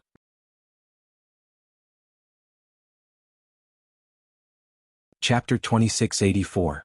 Yuan Xing's sudden confession gave everyone a fright. Even Xingfeng didn't expect that Yuan Xing, who had always been by his side, who had always placed importance on important matters, who had even watched as the women he knew fell in front of him, would be beaten to death without a care in the slightest. How could he say such explosive words? Xing Feng originally thought that Yuan Xing only treated Yiji differently. He thought that Yuan Xing would tell Yiji to wait for him for more than 10 years. He did not expect that the first thing he said would be to marry her. Cough. Xing Feng put his fist in front of his mouth and coughed lightly. He unnaturally pursed his lips into a secret smile. Yiji had always been timid. She was a puppet created by the mysterious person to deal with Yun Jian. Even the heavens and earth did not approve of her existence. However, Yiji was caught off guard by Yuan Xing's sudden confession in front of everyone. Her wrist was tightly gripped by Yuan Ying. His eyes were fixed on her face, as if he was a python that would swallow her alive if she dared to refuse. Yiji shuddered. She turned to Yun Jian for help. Sister Yun Jian, follow your heart. If you're willing, we'll meet again in a decade or so. Yun Jian pressed her lips together and interrupted Yiji's words. Follow my heart. Yiji placed her other hand that was not held by Yuan Xing over her heart and closed her eyes. After meditating for a few minutes, Yiji finally opened her eyes and looked at Yun Jian. Sister Yun Jian, will I be able to see you again after I leave? Yes. Yun Jian nodded. Yiji had gone to the future, which meant that she had traveled more than 10 years to the future. Naturally, she would be able to meet the future Yun Jian. However, for Yun Jian and the others, they would have to wait for more than 10 years before they could meet the future Yiji. Once she heard that she would be able to see Yun Jian, Yiji agreed decisively. Alright, the dimensional door is about to disappear. If you don't leave now, it will be too late. Xing Feng used his spiritual power to sense and frowned. Hearing this, Yuan Jing grabbed Yiji's hand and walked into the space-time forest. Father, mother, everyone, we will meet again in the future. Xing Feng revealed a handsome smile that was 80% similar to Si Yi's. He nodded towards everyone and then turned around to catch up with Yuan Xing's footsteps. After sending off Xing Feng, Yuan Xing and Yi Ji, Yun Jian returned to her normal life. But after that, Yun Jian still had a very important thing to do. 1 month later. The Qin family of Longmen City. Qin Sini had been locked up at home by her father for several days, especially today. To her it was worse than death. Because this afternoon, Zhang Xiaofeng would be engaged to a rich young lady whom he had known for less than half a year. Zhang Xiaofeng's and Qin Sini's families found out about their relationship. A relationship between cousins was an intolerable act of incest. Qin Sini was impatient as she was locked up at home. Just as Qin Sini was about to smash her head in her anxiety, a sachet was thrown in through the window. Stunned, she quickly opened the sachet and took out its contents. When she saw the familiar words and the key in the sachet, Qin Sini was elated. It was her. It was Yun Jian. In a luxurious 5-star hotel in Longmen City, Zhang Xiaofeng was forced by his parents to change into the groom's attire for the engagement. The engagement party was in progress. Zhang Xiaofeng's father, dragged Zhang Xiaofeng to the center of the hotel and clinked glasses with the bride's father, Guohong. In-law, we're a family from now on. Please be more tolerant. Of course. Guohong smiled with squinted eyes and clinked glasses with Zhang Xiaofeng's father. Both of them looked at each other and drank. Zhang Xiaofeng rolled his eyes on the side. If his mother had not held a knife to his neck to force him to change, he would never have come here. Next to Guohong was a girl who was peeking at Zhang Xiaofeng shyly. She was about 18 years old and looked average. The girl's name was Gui Yaoting. She was Zhang Xiaofeng's fiancée.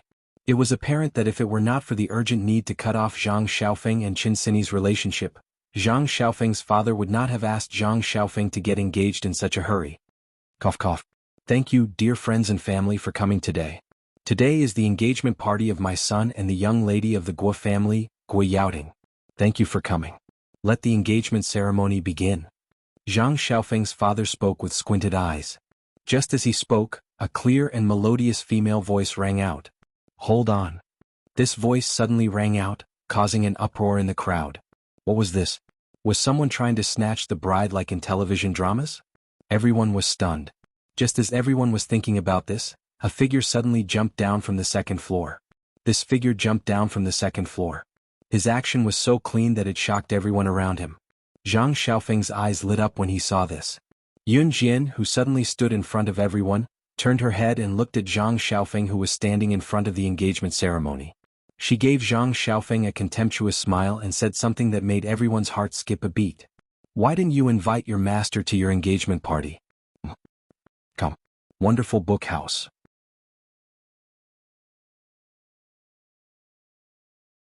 Chapter 2685. These words sounded like a conversation between an ordinary person and an ordinary person, but the hearts of the people present jumped violently when they heard these words. She's fine after jumping down from the second floor just now. She even claimed to be the man's master. Who's this woman? Some guests who were invited to the scene could not help asking in shock when they saw Yun Jian leaping down from the second floor. Is this person a clown who's here to perform? Someone asked, but their eyes were glued to Yun Jian's face. She shouldn't be. How can a clown be so pretty? Someone retorted immediately. There was a flurry of comments. Guohong had only moved his company and assets to Longmen City a year ago. As Guohong's daughter and the person who was engaged to Zhang Xiaofeng today, Gui Yaoting had only come to Longmen City recently. She fell in love with Zhang Xiaofeng the moment she met him. She liked Zhang Xiaofeng's skills and drive that were different from other guys. Zhang Xiaofeng would train every day, including the skills he had learned from Yun Jian for so many years. His ability should be at least on par with a high-level assassin. It was about half a year ago that Gui Yaoting got to know Zhang Xiaofeng. It was a gathering and they were robbed on their way home in the middle of the night. It was a gathering of young men and women, but they were robbed by a group of armed robbers on their way home. Under normal circumstances, they had no other choice but to hand over their money obediently. The robbers that day were lustful when they saw that there were a few girls in the group. If they were ordinary people, they would have been robbed and raped that day. The girls were terrified. The boys' legs were wobbly from fear. It was then that Zhang Xiaofeng stood up. Not only did Zhang Xiaofeng stand up, he even took care of the robbers with his bare hands. They were sent to the police station and praised by the police. It was said that this group of criminals were habitual criminals, but because they were cunning and powerful and were armed with guns and knives, they were very difficult to catch. In the end, Zhang Xiaofeng managed to capture this group of criminals all by himself. From that day onwards, Gui Yaoting was attracted to Zhang Xiaofeng. Later, the relationship between Zhang Xiaofeng and her cousin, Qin Xini, was exposed. Although it was suppressed, Gui Yaoting still learned about it from various channels. And because Zhang Xiaofeng's parents wanted to completely cut off the relationship between Zhang Xiaofeng and Qin Xini, they began to arrange blind dates for Zhang Xiaofeng. They wanted Zhang Xiaofeng to get married as soon as possible so that he could completely cut off his relationship with Qin Xini. Gui Yaoting took advantage of the loophole to hold today's engagement party. Gui Yaoting frowned at the sudden appearance of a woman who was obviously here to make trouble and claimed to be Zhang Xiaofeng's master. "Hey, it's Yun Jian. Zhang Xiaofeng, if you dare to let Xini down as Xini's good friend, my Yun Jian will be the first to not let you off. She's here to look for you." Although Ling Yichen was a playboy, he was also very optimistic about Qin Xini's happiness. In Ling Yichen's heart, he had already treated Qin Xini as his sister. Initially, when Zhang Xiaofeng got engaged to another woman, he was upset and frustrated just sitting by the side. The moment Yun Jian appeared, Ling Yichen stood up and spoke to Zhang Xiaofeng. However, these words sounded different to Gui Yaoting's ears. Gui Yaoting was wearing a gown. Just as Yun Jian was about to reach Zhang Xiaofeng, she stood in front of Yun Jian and acted like the hostess. She spoke to Yun Jian. "You're Qin Xini's friend? I advise you not to cause trouble. If you're doing this for your friend's sake, please leave. Also, Xiaofeng doesn't have a master. You're not welcome here."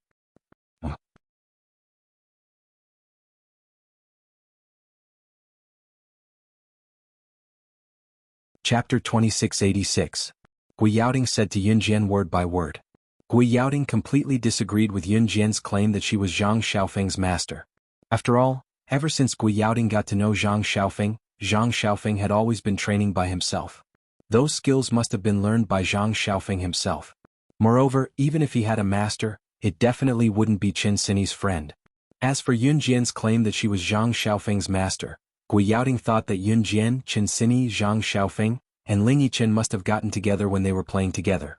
After all, in their youth, when students were bored in school, they would often call each other grandpa, grandma, big brother, and little brother. There were also people who called them master. As for Yun Jian, she was definitely one of those people who didn't have any actual skills. It was just a mutual term of address with Zhang Xiaofeng. Gui Yaoting's words to Yun Jian were very shrewish. After all, Gui Yaoting was also from a prestigious family, so she had to have some etiquette. F***ck. Ling Yichen grabbed a handful of his hair, looking like the emperor wasn't worried, but the eunuch was. "Zhang Xiaofeng, if you get engaged with this woman today, I'll marry Xini in the future and leave with her. I'll never see you again." Ling Yichen was holding a glass of red wine. At this moment, he smashed the glass on the ground and shouted at Zhang Xiaofeng without a care for his dignity. "Don't you dare." Zhang Xiaofeng panicked when he heard that Ling Yichen was going to take Qin Xini away. He shouted back. Seeing Zhang Xiaofeng's reaction, Gui Yaoting was displeased. At this moment, Yun Jian had already walked to a table in front of the engagement banquet. It was filled with all kinds of desserts and wine. She sat down at the table and crossed her legs. She casually poured herself a glass of red wine and looked at Zhang Xiaofeng. Mr. Zhang knew what Yun Jian was capable of. He ran downstairs and walked up to Yun Jian. He looked at Yun Jian with an anxious and embarrassed expression and hurriedly said, "Miss Yun, the matter between my son and Xini, could you please not interfere?" His tone was extremely respectful. "No." Yun Jian rejected him directly. With that, she picked up the glass of red wine, put it to her lips and took a sip. Bang. After Yun Jian tasted the red wine, she threw the glass and the red wine on the ground. The glass shattered and issued a heart-wrenching sound. "Who are you? Uncle Zhang asked you to leave so politely. How could you treat Uncle Zhang like this? If you don't leave, I'm going to shout for help." Gui Yaoting grabbed her gown and walked down the stairs. She walked up to Yun Jian and glared at Yun Jian with her round eyes and threatened her loudly. But the moment Zhang Yaoting threatened Yun Jian loudly in front of everyone present, Yun Jian suddenly slid down from the table and stood on the ground. Seeing Yun Jian's move, Zhang Yaoting breathed a sigh of relief. She thought Yun Jian was afraid and wanted to compromise.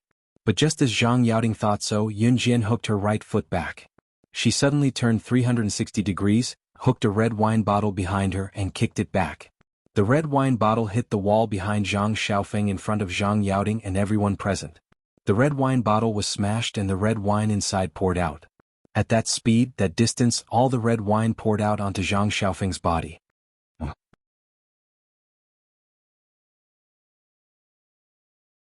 Chapter 2687. I'm the one who gave you your strength. Today I'm taking it back.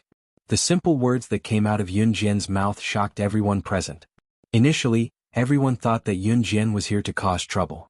However, when Zhang Xiaofeng addressed Yun Jian as his master, Yun Jian kicked away the wine glass, and the words that came out of Yun Jian's mouth.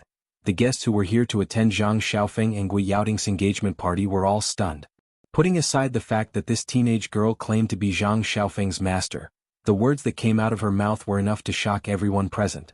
What right did she have to break Zhang Xiaofeng's meridians? Uncle Zhang, this girl is obviously here to cause trouble. She said that she wants to break Brother Xiaofeng's meridians. How is Brother Xiaofeng going to live his life in the future? Gui Yaoding was the first to react.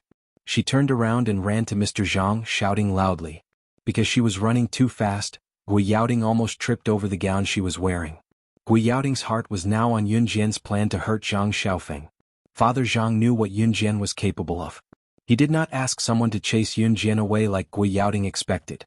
Instead, his gaze dimmed as he walked slowly to Yun Jian and begged, I'm sorry. Miss Yun, please let Xiaofeng go.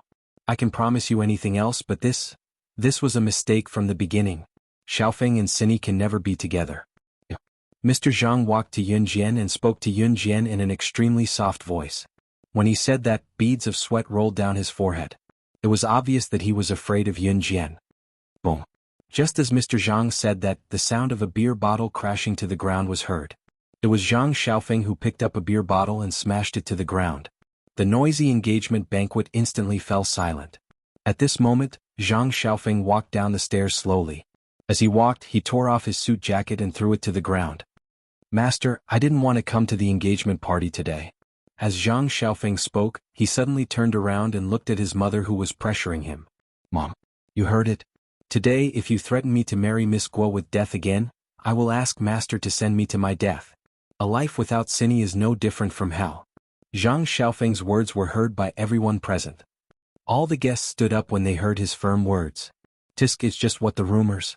This is simply a family misfortune, incest. That's right. I thought that this lad was willing to be engaged to Miss Guo because he realized his mistake and changed. Who would have thought? TSK. The public opinion in the surroundings began to spread rapidly. Zhang Xiaofeng's expression did not change at all when he heard this. If I can't be with Xiaofeng, Chen Sini will go to hell with him. If we can't live together, we'll die together.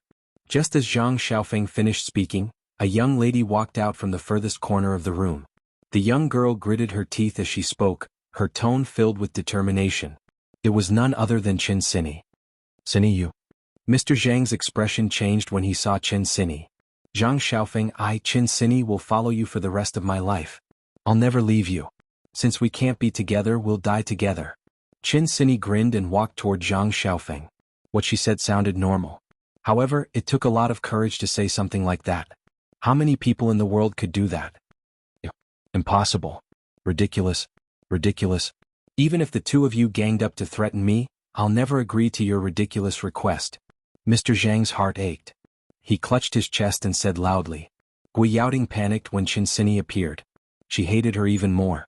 She looked anxiously at Zhang Xiaofeng and then at Chen Sini. She shouted at Chen Sini. You'll kill Xiaofeng. Do you really love Xiaofeng or not? I'm the one who's engaged to him. You're Xiaofeng's cousin. He's your cousin. It's incest for you to marry him. You'll be punished by the heavens. Gui Yaoding was scared. She was afraid that Zhang Xiaofeng would be snatched away by Chen Sini. Just as he finished his sentence, a beautiful female voice that had not been heard for a long time suddenly rang out. However, what she said stunned Mr. Zhang, all the guests, including Zhang Yaoding, Zhang Xiaofeng, and Chen Sini on the spot. Who told you that the two of them are blood-related cousins?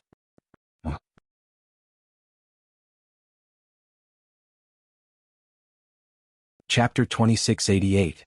Yun Jian's words were like an earth-shattering secret that stunned all the guests, including Gui Yaoding, her father, Guohong, and Zhang Jian's parents. Even Chen Sini's biological parents, Qin Jinchuan and He Xia, who had chased after Qin Sini to the engagement party, were stunned by Yun Jian's sudden words. Miss Yun, what are you talking about? I don't understand. Xiaofeng and Yaoting's engagement party is about to begin. Please don't spout nonsense at the engagement party. Otherwise, even if I'll have to kick you out of the party. Mr. Zhang was stunned when he heard Yun Jian's words. It was as if Yun Jian had discovered a secret that he had kept hidden for many years. He was at a loss as to what to do and started to chase the guests away. Dad. Before Mr. Zhang could finish, the first person to interrupt him was not Yun Jian, but Zhang Xiaofeng. Zhang Xiaofeng was glaring at Mr. Zhang with his bulging eyes. After yelling, he questioned Mr. Zhang in an almost doubtful tone. His voice trembled slightly. If one listened carefully, they would be able to detect a hint of ecstasy in his trembling voice. Tell me, is it true? Mr. Zhang was stunned when he was questioned by Zhang Xiaofeng. His eyes darted around as he tried to change the topic. Xiaofeng, how can you believe this? You should hurry up and complete the engagement ceremony with Miss Gua. Dad, I'll ask you one more time. Is what my master said true? I want you to say it. Yes. Zhang Xiaofeng roared the last three words through gritted teeth. Yes. Mr. Zhang lowered his head after being yelled at by Zhang Xiaofeng, but he nodded in response. It's not worth it to kill two people who love each other and lose your son and daughter-in-law at the same time for the pride of a wealthy family. You'll regret it, Yun Jian suddenly said to Mr. Zhang when he lowered his head after being questioned by Zhang Xiaofeng. When he said this, Father Zhang's expression suddenly froze. He was not surprised that Yun Jian would say something like that. He was shocked that Yun Jian's words sounded so familiar. However, Yun Jian turned and walked out of the door as soon as Yun Jian finished her words. She would leave the rest to Zhang Xiaofeng. If he could not handle this well, then he deserved what would happen in the future. Yun Jian was right. She had been to the future world. In 2019 she heard about what would happen to Zhang Xiaofeng and Qin Sini in the future. The two of them were not biological cousins, but they were born in a wealthy family. People in wealthy families valued reputation very much. Therefore, even if Zhang Xiaofeng and Qin Sini were not cousins, they were not allowed to be together. Later, Zhang Xiaofeng and Qin Sini died for love. Mr. Zhang and Qin Sini's parents had always thought that the two children were just saying, "We can't live together, but we can die together." They did not expect that the two of them really did it. In the future, Mr. Zhang regretted it very much. He was condemned by his conscience every day and could not sleep. As for what happened later, Yun Jian did not care about it anymore. After seeing so many lives and deaths and dying for love, Yun Jian only wanted to do one thing now. And that was, in the villa. C was reading in the study. The two children had just been coaxed to sleep by Qin Yiru. He had just finished reading an entire book about weapons when the door of the study was opened. When he saw Yun Jian wearing a heavy coat that looked like a dumpling, C instinctively thought that he would not be able to eat meat tonight. Just now. But just as C was about to ask, his expression suddenly changed and his eyes suddenly became sharp. When Yun Jian took off the long and thick coat that was as cumbersome as a dumpling in front of him, Yun Jian's eyes widened in shock. Inside, she was only wearing a pair of underwear that could barely cover her seductive parts. I want you. Come. Wonderful book house.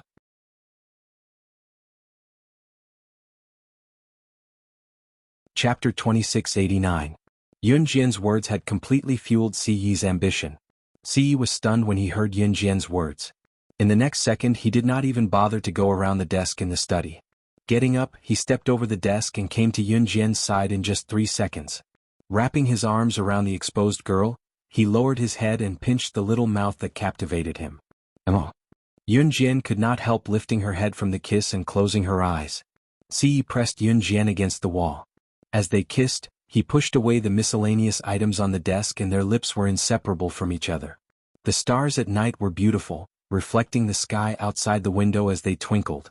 The two stars were slowly coming together, intertwining intimately and seamlessly, creating a beautiful symphony. Just like the two people in the room, they were already lost in their mutual pleasure and could not find themselves. They only had each other in their eyes. Yun Jian was not there, so she did not know what happened to Qin Sini and Zhang Xiaofeng after that. She only knew that both of them overcame all sorts of difficulties and got together. Ling Yichen also stopped being a playboy and started dating wholeheartedly. Time passed quickly and almost a year had passed in the blink of an eye. It was worth mentioning that Zhang Xiaofeng and Qin Sini had completely resisted the elders in their family. Not long after they got together, Si Luo became pregnant. Needless to say, Si Luo's child was a boy Yuanjin.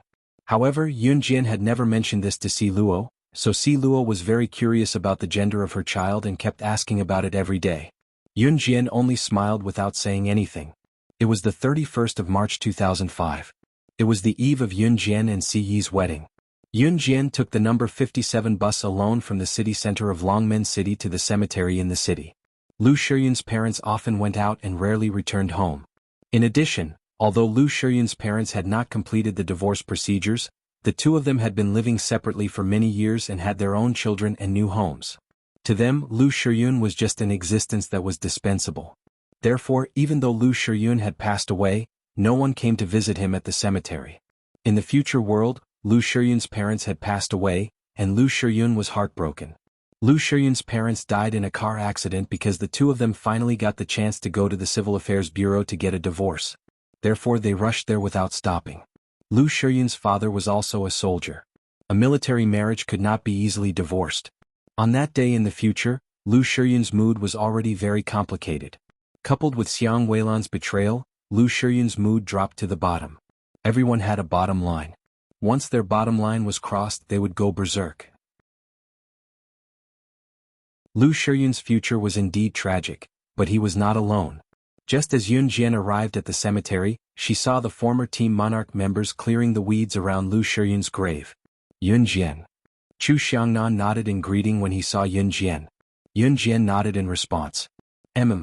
Taking out incense and candles to pay respects to Lu Shiyun solemnly in front of the grave, Yun Jian was about to leave quietly. Is Team Monarch really disbanded just like that? Chu Ning suddenly asked without calling out Yun Jian's name when Yun Jian walked down the mountain. There was an imperceptible desolation in her words. Team Monarch no longer had Lu Shiyun. Everything in the past had become history. Yun Jian paused, unable to say the word. When Yun Jian walked down the mountain, Chu Ning did not give up and asked Yun Jian again. Perhaps she just wanted to hear Yun Jian admit to the fact that their team leader, Lu Shiyun, had really passed away. Is Team Monarch really disbanded just like that? This time, Chu Ning's question was met with a soft reply from Yun Jian. Chu Ning was sobbing. She cried that Team Monarch's disbandment and Lu Shiyun's death were a foregone conclusion. Come. Wonderful book house.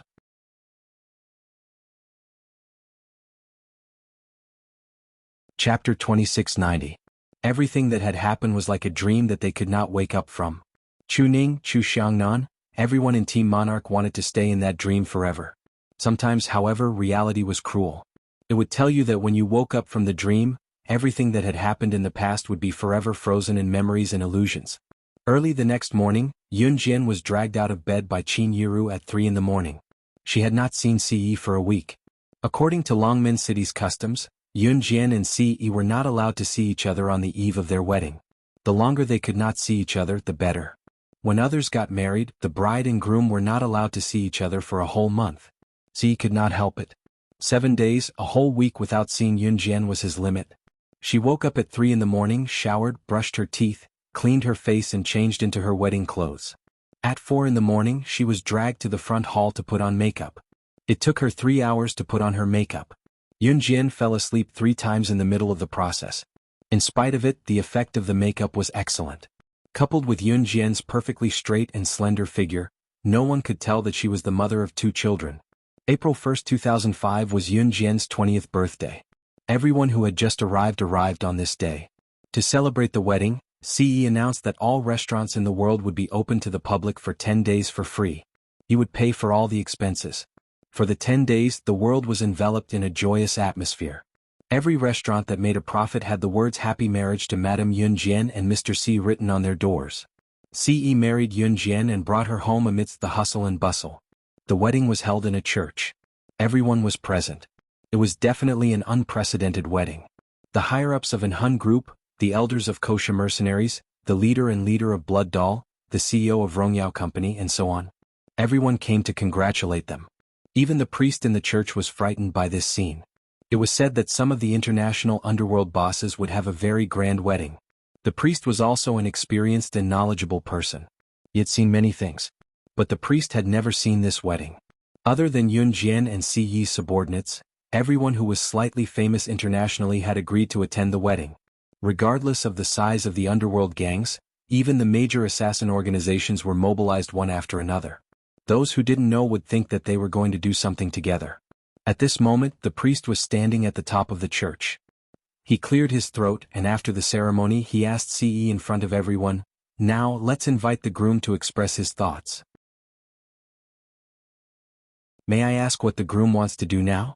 When CE heard this, he didn't even look at the priest.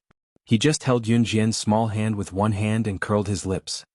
He didn't even think before saying, 10 days and 10 nights.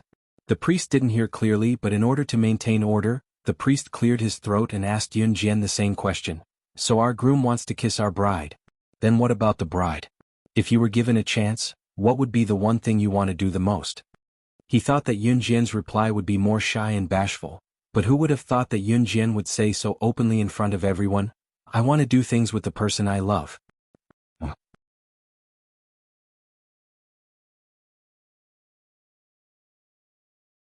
Chapter 2691. "Oh, so our bride wants to have sex with the groom?" The priest held up a book with one hand while his other hand floated in the air, pointing here and there. He habitually repeated what Yun Jian had just said. However, when the priest spoke up to this point, he suddenly paused. Why was this sentence so explicit? Cough, cough, cough. "It seems that our bride and groom are very loving, so now the most exciting moment has arrived. The groom can kiss you." The priest was indeed experienced and knowledgeable. After he realized that the sentence was explicit, he used words to turn it around. People in Western countries were more direct, unlike Z country, where things like kissing were usually done by couples hiding in small rooms. Of course, many couples who pursued fashion would choose to get married in a Western wedding ceremony. Yun Jian and CE chose to get married in a Western wedding ceremony, which meant that CE kissing Yun Jian in public was a very normal ceremony. Without waiting for the priest to finish saying, "The groom can kiss your bride," CE had already bent down and kissed Yun Jian hard on the lips in front of everyone. He was swearing to the whole world that the woman in front of him would forever be his private property. Okay. The priest saw that CE had taken the initiative to kiss Yun Jian's lips without waiting for him to finish speaking. 3 black lines flashed across his eyes, and he helplessly cooperated with him silently. After he finished speaking, the priest could not help but whisper softly, and described it in Z country's language, "Actually, you can enter the bridal chamber now." So impatient. Seriously. What the priest did not know was that CE was indeed impatient. He had not seen Yun Jian for a week. Such an unbearable rule could only be comforted by being in bed with Yun Jian for 10 days and 10 nights. On the day of the wedding, everyone from Yulong mainland, Gunyenji, Li Nong, Huang Yen, the King of Gods and Bailey Yen were present. However, on the second day of the wedding, the King of Gods took Bailey Yen to explore the boundless world of Earth. He only left a letter with 5 big words written on it, "I, old son, am leaving." The main reason why the Lord God wrote the letter in such a tone was because he had recently watched too many classic television dramas filmed on Earth, such as Journey to the West and Monkey King. Although the overgod still looked like a young man in his 20s on the outside, his heart was as childish as a child's. After the wedding, Yun Jian and CE disappeared for 10 days. On the 10th day, when everyone saw Yun Jian, she could barely get out of bed. However, 1 month after the wedding, Yun Jian and CE suddenly disappeared.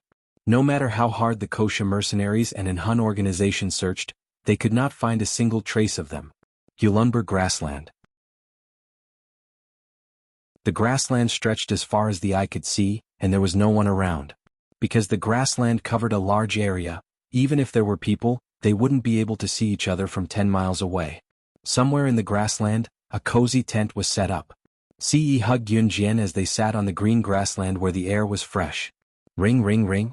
There's a call, there's a call. The childish ringtone that the little guy had inadvertently set rang. Yun Jian recalled that today was the 15th day since they went missing a month after their wedding. Thinking that she and CE had been missing for too long and would be worried, Yun Jian reached for the phone. "Ignore it. It's just a bunch of eyesores." CE kicked the phone away. In the next second, his gaze on Yun Jian was no longer pure. His burning gaze looked like he wanted to swallow Yun Jian whole. "Xiao Jian, give me another child, CE's burning gaze was fixed on Yun Jian. In the next second, he wrapped his arms around Yun Jian's arms and hooked his legs around Yun Jian's slender legs as well, bringing Yun Jian into the tent for another round of lovemaking. The sky was the blanket and the ground was the bed. It was great that there was no one in the wilderness within 100 miles. Next time when he went back he should give the girl and the little guy a litter of wolf pups. That would be great. With that in mind, he worked harder, gentler, too fast. The author has something to say. This is the ending of the main text. I'll write more side stories. The main text isn't comprehensive, but I'll try my best to fill in all the loopholes in the side stories. Thank you for your love along the way. I'm very, very touched. This book is the one that I've spent the most effort on. I'll make sure it ends the side stories in the most perfect situation. The side stories will be done in about 3 to 4 months. You can choose your favorite couple or plot to read the side stories. Love you guys. Also, the female lead of the new book is killer and grim reborn on campus. She's still pretentious, face-slapping, scumbag bullying and pampering. The book will be published on July 11, 2019, which is this year's summer break. You can add me on QQ for details. I'll post the release date in QZone. A certain author's QQ is 2625702229. The reason why it's taking so long is because I want to finish the side stories and prepare for the new book. Come. Wonderful book house.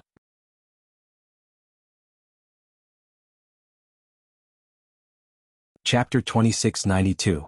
July 11, 1987. Southeast Asia, Myanmar. In the market, many people were selling all kinds of goods and shouting in their own country's language to the passers-by. Myanmar was not a rich country. At the corner of the market, after turning countless corners, there was no one in the dark. 20 to 30 Burmese men in tattered clothes were sitting on the ground in various postures. This group of people, without exception, were all street gangsters. They could not afford to live in a house and would even do something against their conscience for a mouthful of food. Ta. At this time, a thin and lean man ran out from the dark. Brothers, there's work to be done. Someone in the underworld is buying children at a high price. It's a little risky and the price is very high. Do you want to do it?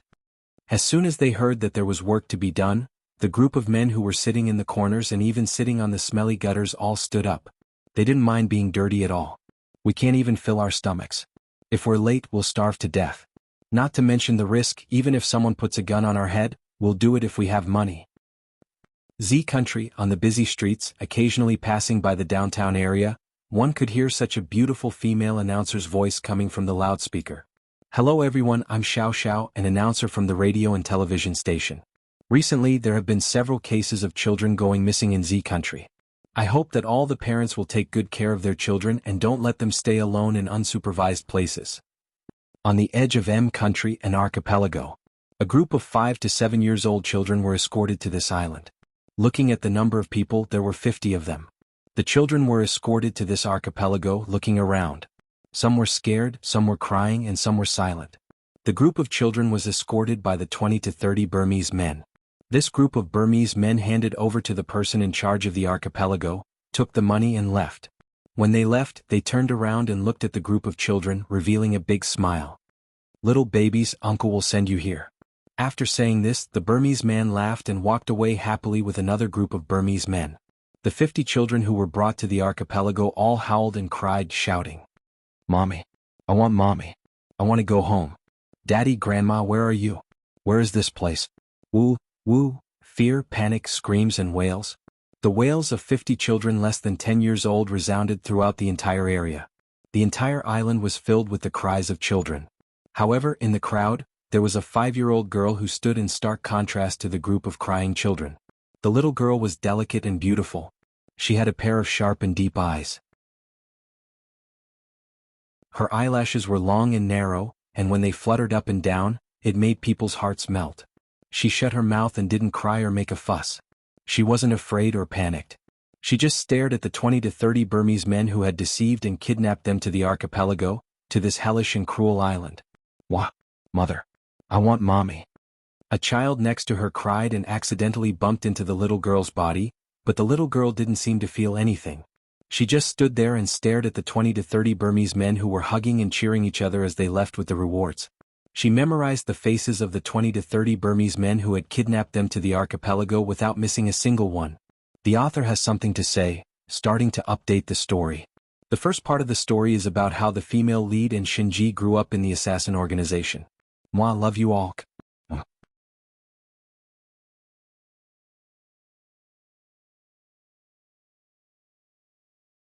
Chapter 2693. The little girl stared at the 20 to 30 Burmese men who were hugging each other as they left, until they disappeared in front of her. Other than the little girl, the rest of the children just kept crying non-stop. Some of the children were fine. They just stood there and looked up to the sky, crying and howling. Usually, in an unfamiliar place, the disobedient children were like a group of tadpoles looking for their mother. As long as they were placed in a spacious place, they would run everywhere. The 50 children, both boys and girls, were like tadpoles looking for their mother. They ran wildly in all directions. As they ran, they looked up to the sky and screamed like headless flies. One of the children who ran the fastest had already reached the shore of the island and was rushing madly into the sea with the seawater. "I want to find my mother. Take me home. I want to find my father. Wah wah wah. Wah wah wah." Bang, bang, bang. The child cried as he ran. When he reached the surface of the sea, 3 gunshots suddenly rang out. The 3 gunshots hit the head, heart, and thigh of the child running towards the sea. A second later, the child suddenly stopped breathing and fell to the ground. Although the children were still young and didn't know what death was, when they saw this scene, all the children instinctively stopped and shut their mouths. Clap, clap, clap. At this time, applause came from the side. The person in charge of the island who was talking to the 20 to 30 Burmese men smiled and walked to the center of the group of children. "What a group of cute children." The person in charge laughed and then lowered his head slightly. He looked at the group of children and suddenly said, "Let's get to know each other. I'm Jay, you can call me by my name, Jay." Jay was the name of the person in charge. The group of children huddled together and blinked, not understanding their current situation. "Jay, don't scare the children." A tall man with a full beard came from the side. He looked like a Westerner. Jay laughed and retreated to the side. The bearded man walked in front of all the children and suddenly stretched out his arms and made a welcoming gesture. "Welcome to an Hun organization. I'm your instructor, you can call me Jikala." After Jikala finished speaking, he suddenly clapped his hands.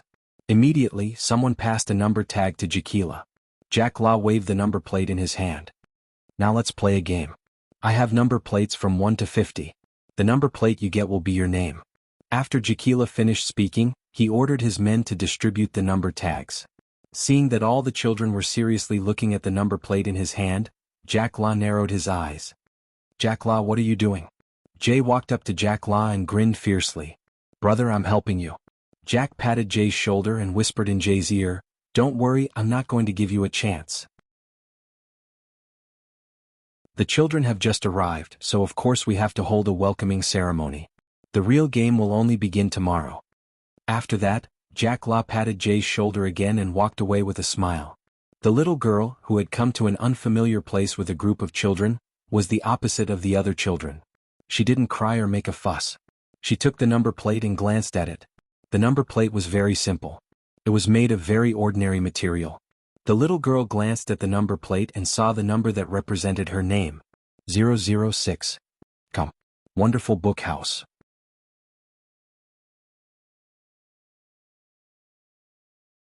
Chapter 2694. A group of children, regardless of gender, were taken into a large venue. The venue was only covered by a simple shade. On the large venue there were many double beds. The double bed was a bunk bed. The bed was not strong and people stood on it and swayed. After a group of children were arranged here, they quickly chose their beds. 006 stood in place without saying a word.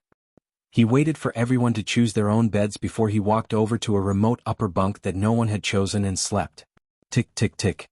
At night, the only clock hanging in this simple residence was turning. All the children slept soundly. The next day before 4 o'clock, before dawn, a group of children were forced to get up. It was Instructor Chekla, holding a thick whip in his hand, who ran in the end and whipped the children who couldn't run fast. Early in the morning, the screams of the children spread throughout the island. But no one paid attention. The children didn't even know why they were being whipped. They ran in the morning, in the afternoon, and in the evening. In this way half a month passed. Some children who ran slowly were covered with injuries all over their bodies. No one treated them. Some children were so tired that they couldn't run anymore. Because they were whipped, they got up from the ground and continued to move forward. In a month, nearly 10 of the 50 children died. The children found that as long as someone in the crowd didn't move, they would be pulled out, and the child would never come back here. "Tonight, I'm going to play a little game with you." Chekla picked his nose, laughed twice, and suddenly spoke. "Go back, all of you." Jay waved after Chekla said this. As soon as the children rushed back to the nest. All the children were in groups of 2 or 3. Only one child slept in a bed in the corner. 006 was alone, had no friends and didn't speak. What game will Instructor Chekla play with us in the evening? A little girl asked her playmate. I don't know. If we perform well we should have meat to eat at night. The little girl's playmate said to her. With that, the little girl's playmate suddenly glanced at 006, and then said to the little girl, she doesn't have any friends. Is she sick? My mother said that sick children can't find friends. Hearing her playmate's words, the little girl nodded. I think so. Then should we play with her? No need. He'll spread the disease to us. 006 sat on the bed and heard the conversation between the two little girls clearly. At this moment, the door was opened, and a group of people led the children sitting on the bed out of the door. In the empty space, a large iron cage appeared in the air. The people outside the cage could clearly see what was happening inside the cage. Chekla was sitting on a high bench, leaning back and squinting at the cage. At this time, the numbers 001 and 002 were brought into the iron cage. Little friends, let's play a little game. Whoever is good at the game will have meat to eat tonight. Jack Law put his hands on the seat and leaned forward. He narrowed his eyes and looked at 001 and 002 who were brought into the iron cage. The rules of the game are very simple. Gekla spoke again. As he spoke, he licked his lips with his tongue. Immediately, Gekla's men took 2 daggers and handed the 2 daggers to 001 and 002 who were locked in the iron cage. At this time, Gekla leaned back and suddenly said the rules of the game. Hold the knives in your hands and stab the person standing in front of you to death, just like how I showed you how to stab the big wolf dog this afternoon, okay? If you stab the people standing opposite you to death, you will have meat to eat tonight. Come. Wonderful book house. Come.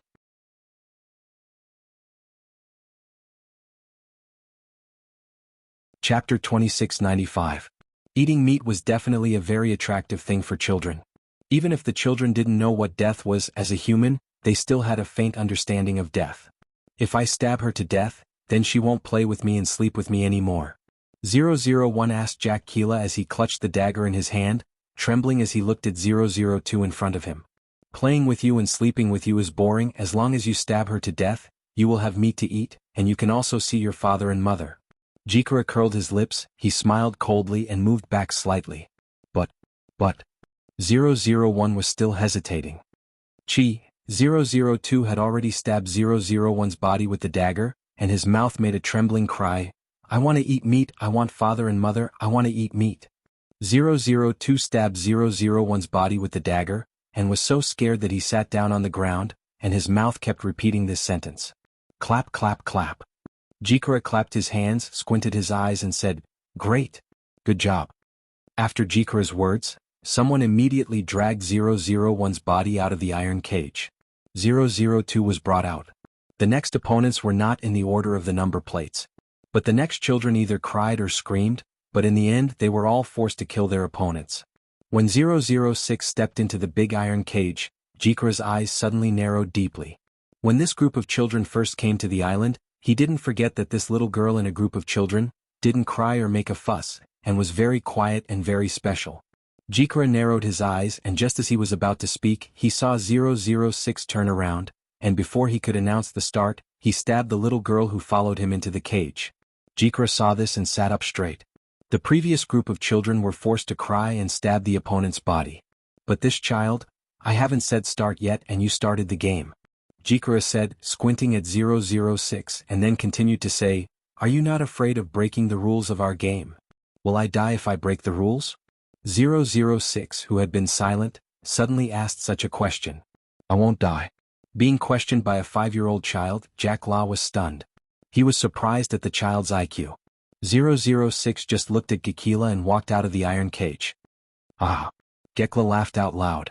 In the one-on-one battle, the 50 children were instantly reduced by half, leaving only 25. 006 is still a man of few words in a group. 3 months later, a new batch of children was sent to Anhun. This new batch of children who were sent to Anhun group repeated the training method of 006 batch of children. The days passed by quickly.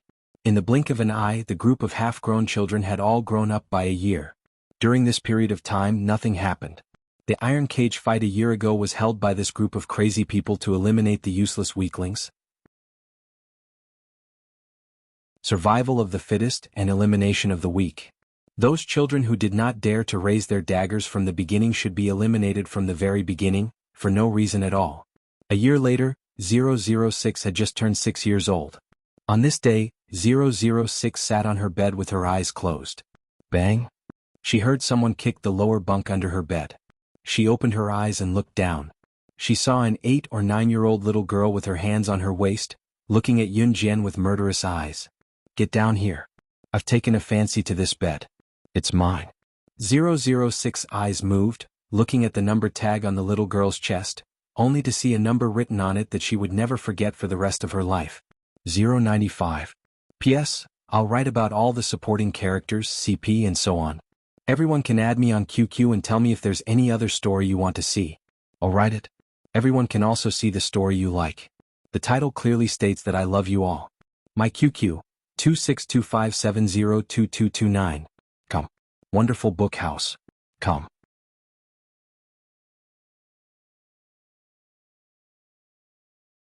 Chapter 2696. What are you looking at? 006, right? Come down and fight if you don't like it. 095 saw 006 poking her head out from the upper bunk bed to look at her. She puffed out her small chest even more arrogantly, looking like a little adult. After staying in this cruel world for a year, 006 had seen all kinds of scenes. She pressed her hand on the railing of the upper bunk bed, and her small figure directly jumped down from the upper bunk bed. The moment she jumped down from the upper bunk bed, 006 kicked 095 horizontally. After staying in the Inhun organization for a year, more than 30 of the 50 children died. Although a new batch came in later, no one could guarantee that they would live to see tomorrow in this place where only the fittest survived. Death here was the most normal thing. Seeing this, 095's pupils flashed slightly. She dodged to the side and learned the technique that the instructor taught her 2 days ago. Her hand arched like an eagle's claw, and the technique was not mature enough to grab 006's neck. 006's hand slapped 095's eagle claw away. She kicked 095's chin and suddenly kicked 095 to the ground. But 095 quickly turned over and stood up. The cruel one-on-one fight a year ago had eliminated all the weak who didn't even dare to hold a knife. This was a place where only the fittest survived. No one would sympathize with you. Even if you were killed by your companions here, no one would care. At most, the body would be dragged out of the room and thrown out casually. 095 stood up, and shock appeared on her childish face. You actually defeated me? 095 clenched her fist and shouted. Loser. 006 glanced at 095 and walked to her bed. 006, I remember you. I will definitely defeat you. 095 looked at 006's figure and suddenly shouted out in the next second. She had never failed to challenge anyone in 095. Never. But only here she met her opponent. She was not reconciled. At night it was quiet all around. Except for the sound of the children who were abducted into the organization sleeping, there was nothing else. 006 was not asleep yet. Suddenly there was a rustling sound in her ear, followed by the sound of someone rolling from under the bed to 006's upper bunk bed. 006 opened her eyes. She saw a 7 or 8-year-old girl taking out a steamed bun from her bosom and stuffing it into her hand. For you. After the little girl finished speaking, she shyly turned around and climbed down the bed. Since 006 entered the organization, she has been quiet. A 5-year-old girl knows where she is better than anyone else. Since a year ago, this little girl had been secretly giving 006 some delicious food in the middle of the night. She would often turn around and run away with a red face after giving 006 some delicious food. 006 never said a word to her. Today, for some reason, 006 opened his mouth. His voice was still childlike, but it was pleasant to listen to. What's your name? My. After writing this letter, the little girl ran away. In the following days, the little girl named My still came to 006 every day to give her steamed bun, sometimes cornbread, but from this day on, the little girl would tell 006 some stories that made her laugh. Whether 006 listened to her story or not, the little girl arrived on time. Sometimes 006 sat on the bed holding her knees. The little girl thought she was afraid and would hold her every day and tell her, "We have to be good, we will be able to go home." In this way another month passed. One day the little girl picked up a white stone from nowhere. The front of the white stone was engraved with the letter MY and the back of the stone was engraved with SS. She said to 006, "My is me, SS is you, it will bless us and take us home, I must take good care of it, so we can go home." Well? 006 listened and didn't react much. But this sentence, 006 has remembered all his life. The children who can survive this year of fighting are not weak.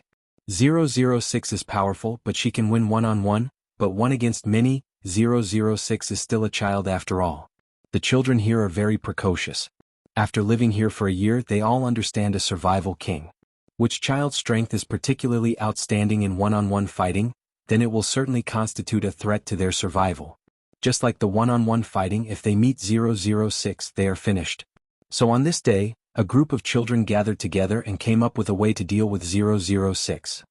Are we too bad to do this? Mom said we can't be bad children. If we don't kill her, we will die. If we die, how can we find our mom? How can we go home? 006 is too strong, we get rid of her. Come. Wonderful book house. Come. You're tuning in to the Han Lee's Wuxia Adventures YouTube channel. We're so grateful for your support and don't forget to subscribe to join us on this incredible journey through captivating stories. Your generosity through donations truly makes a world of difference, as it's the primary source of revenue that allows me to expand and enhance this channel for you. Thank you from the bottom of my heart for being a part of this adventure.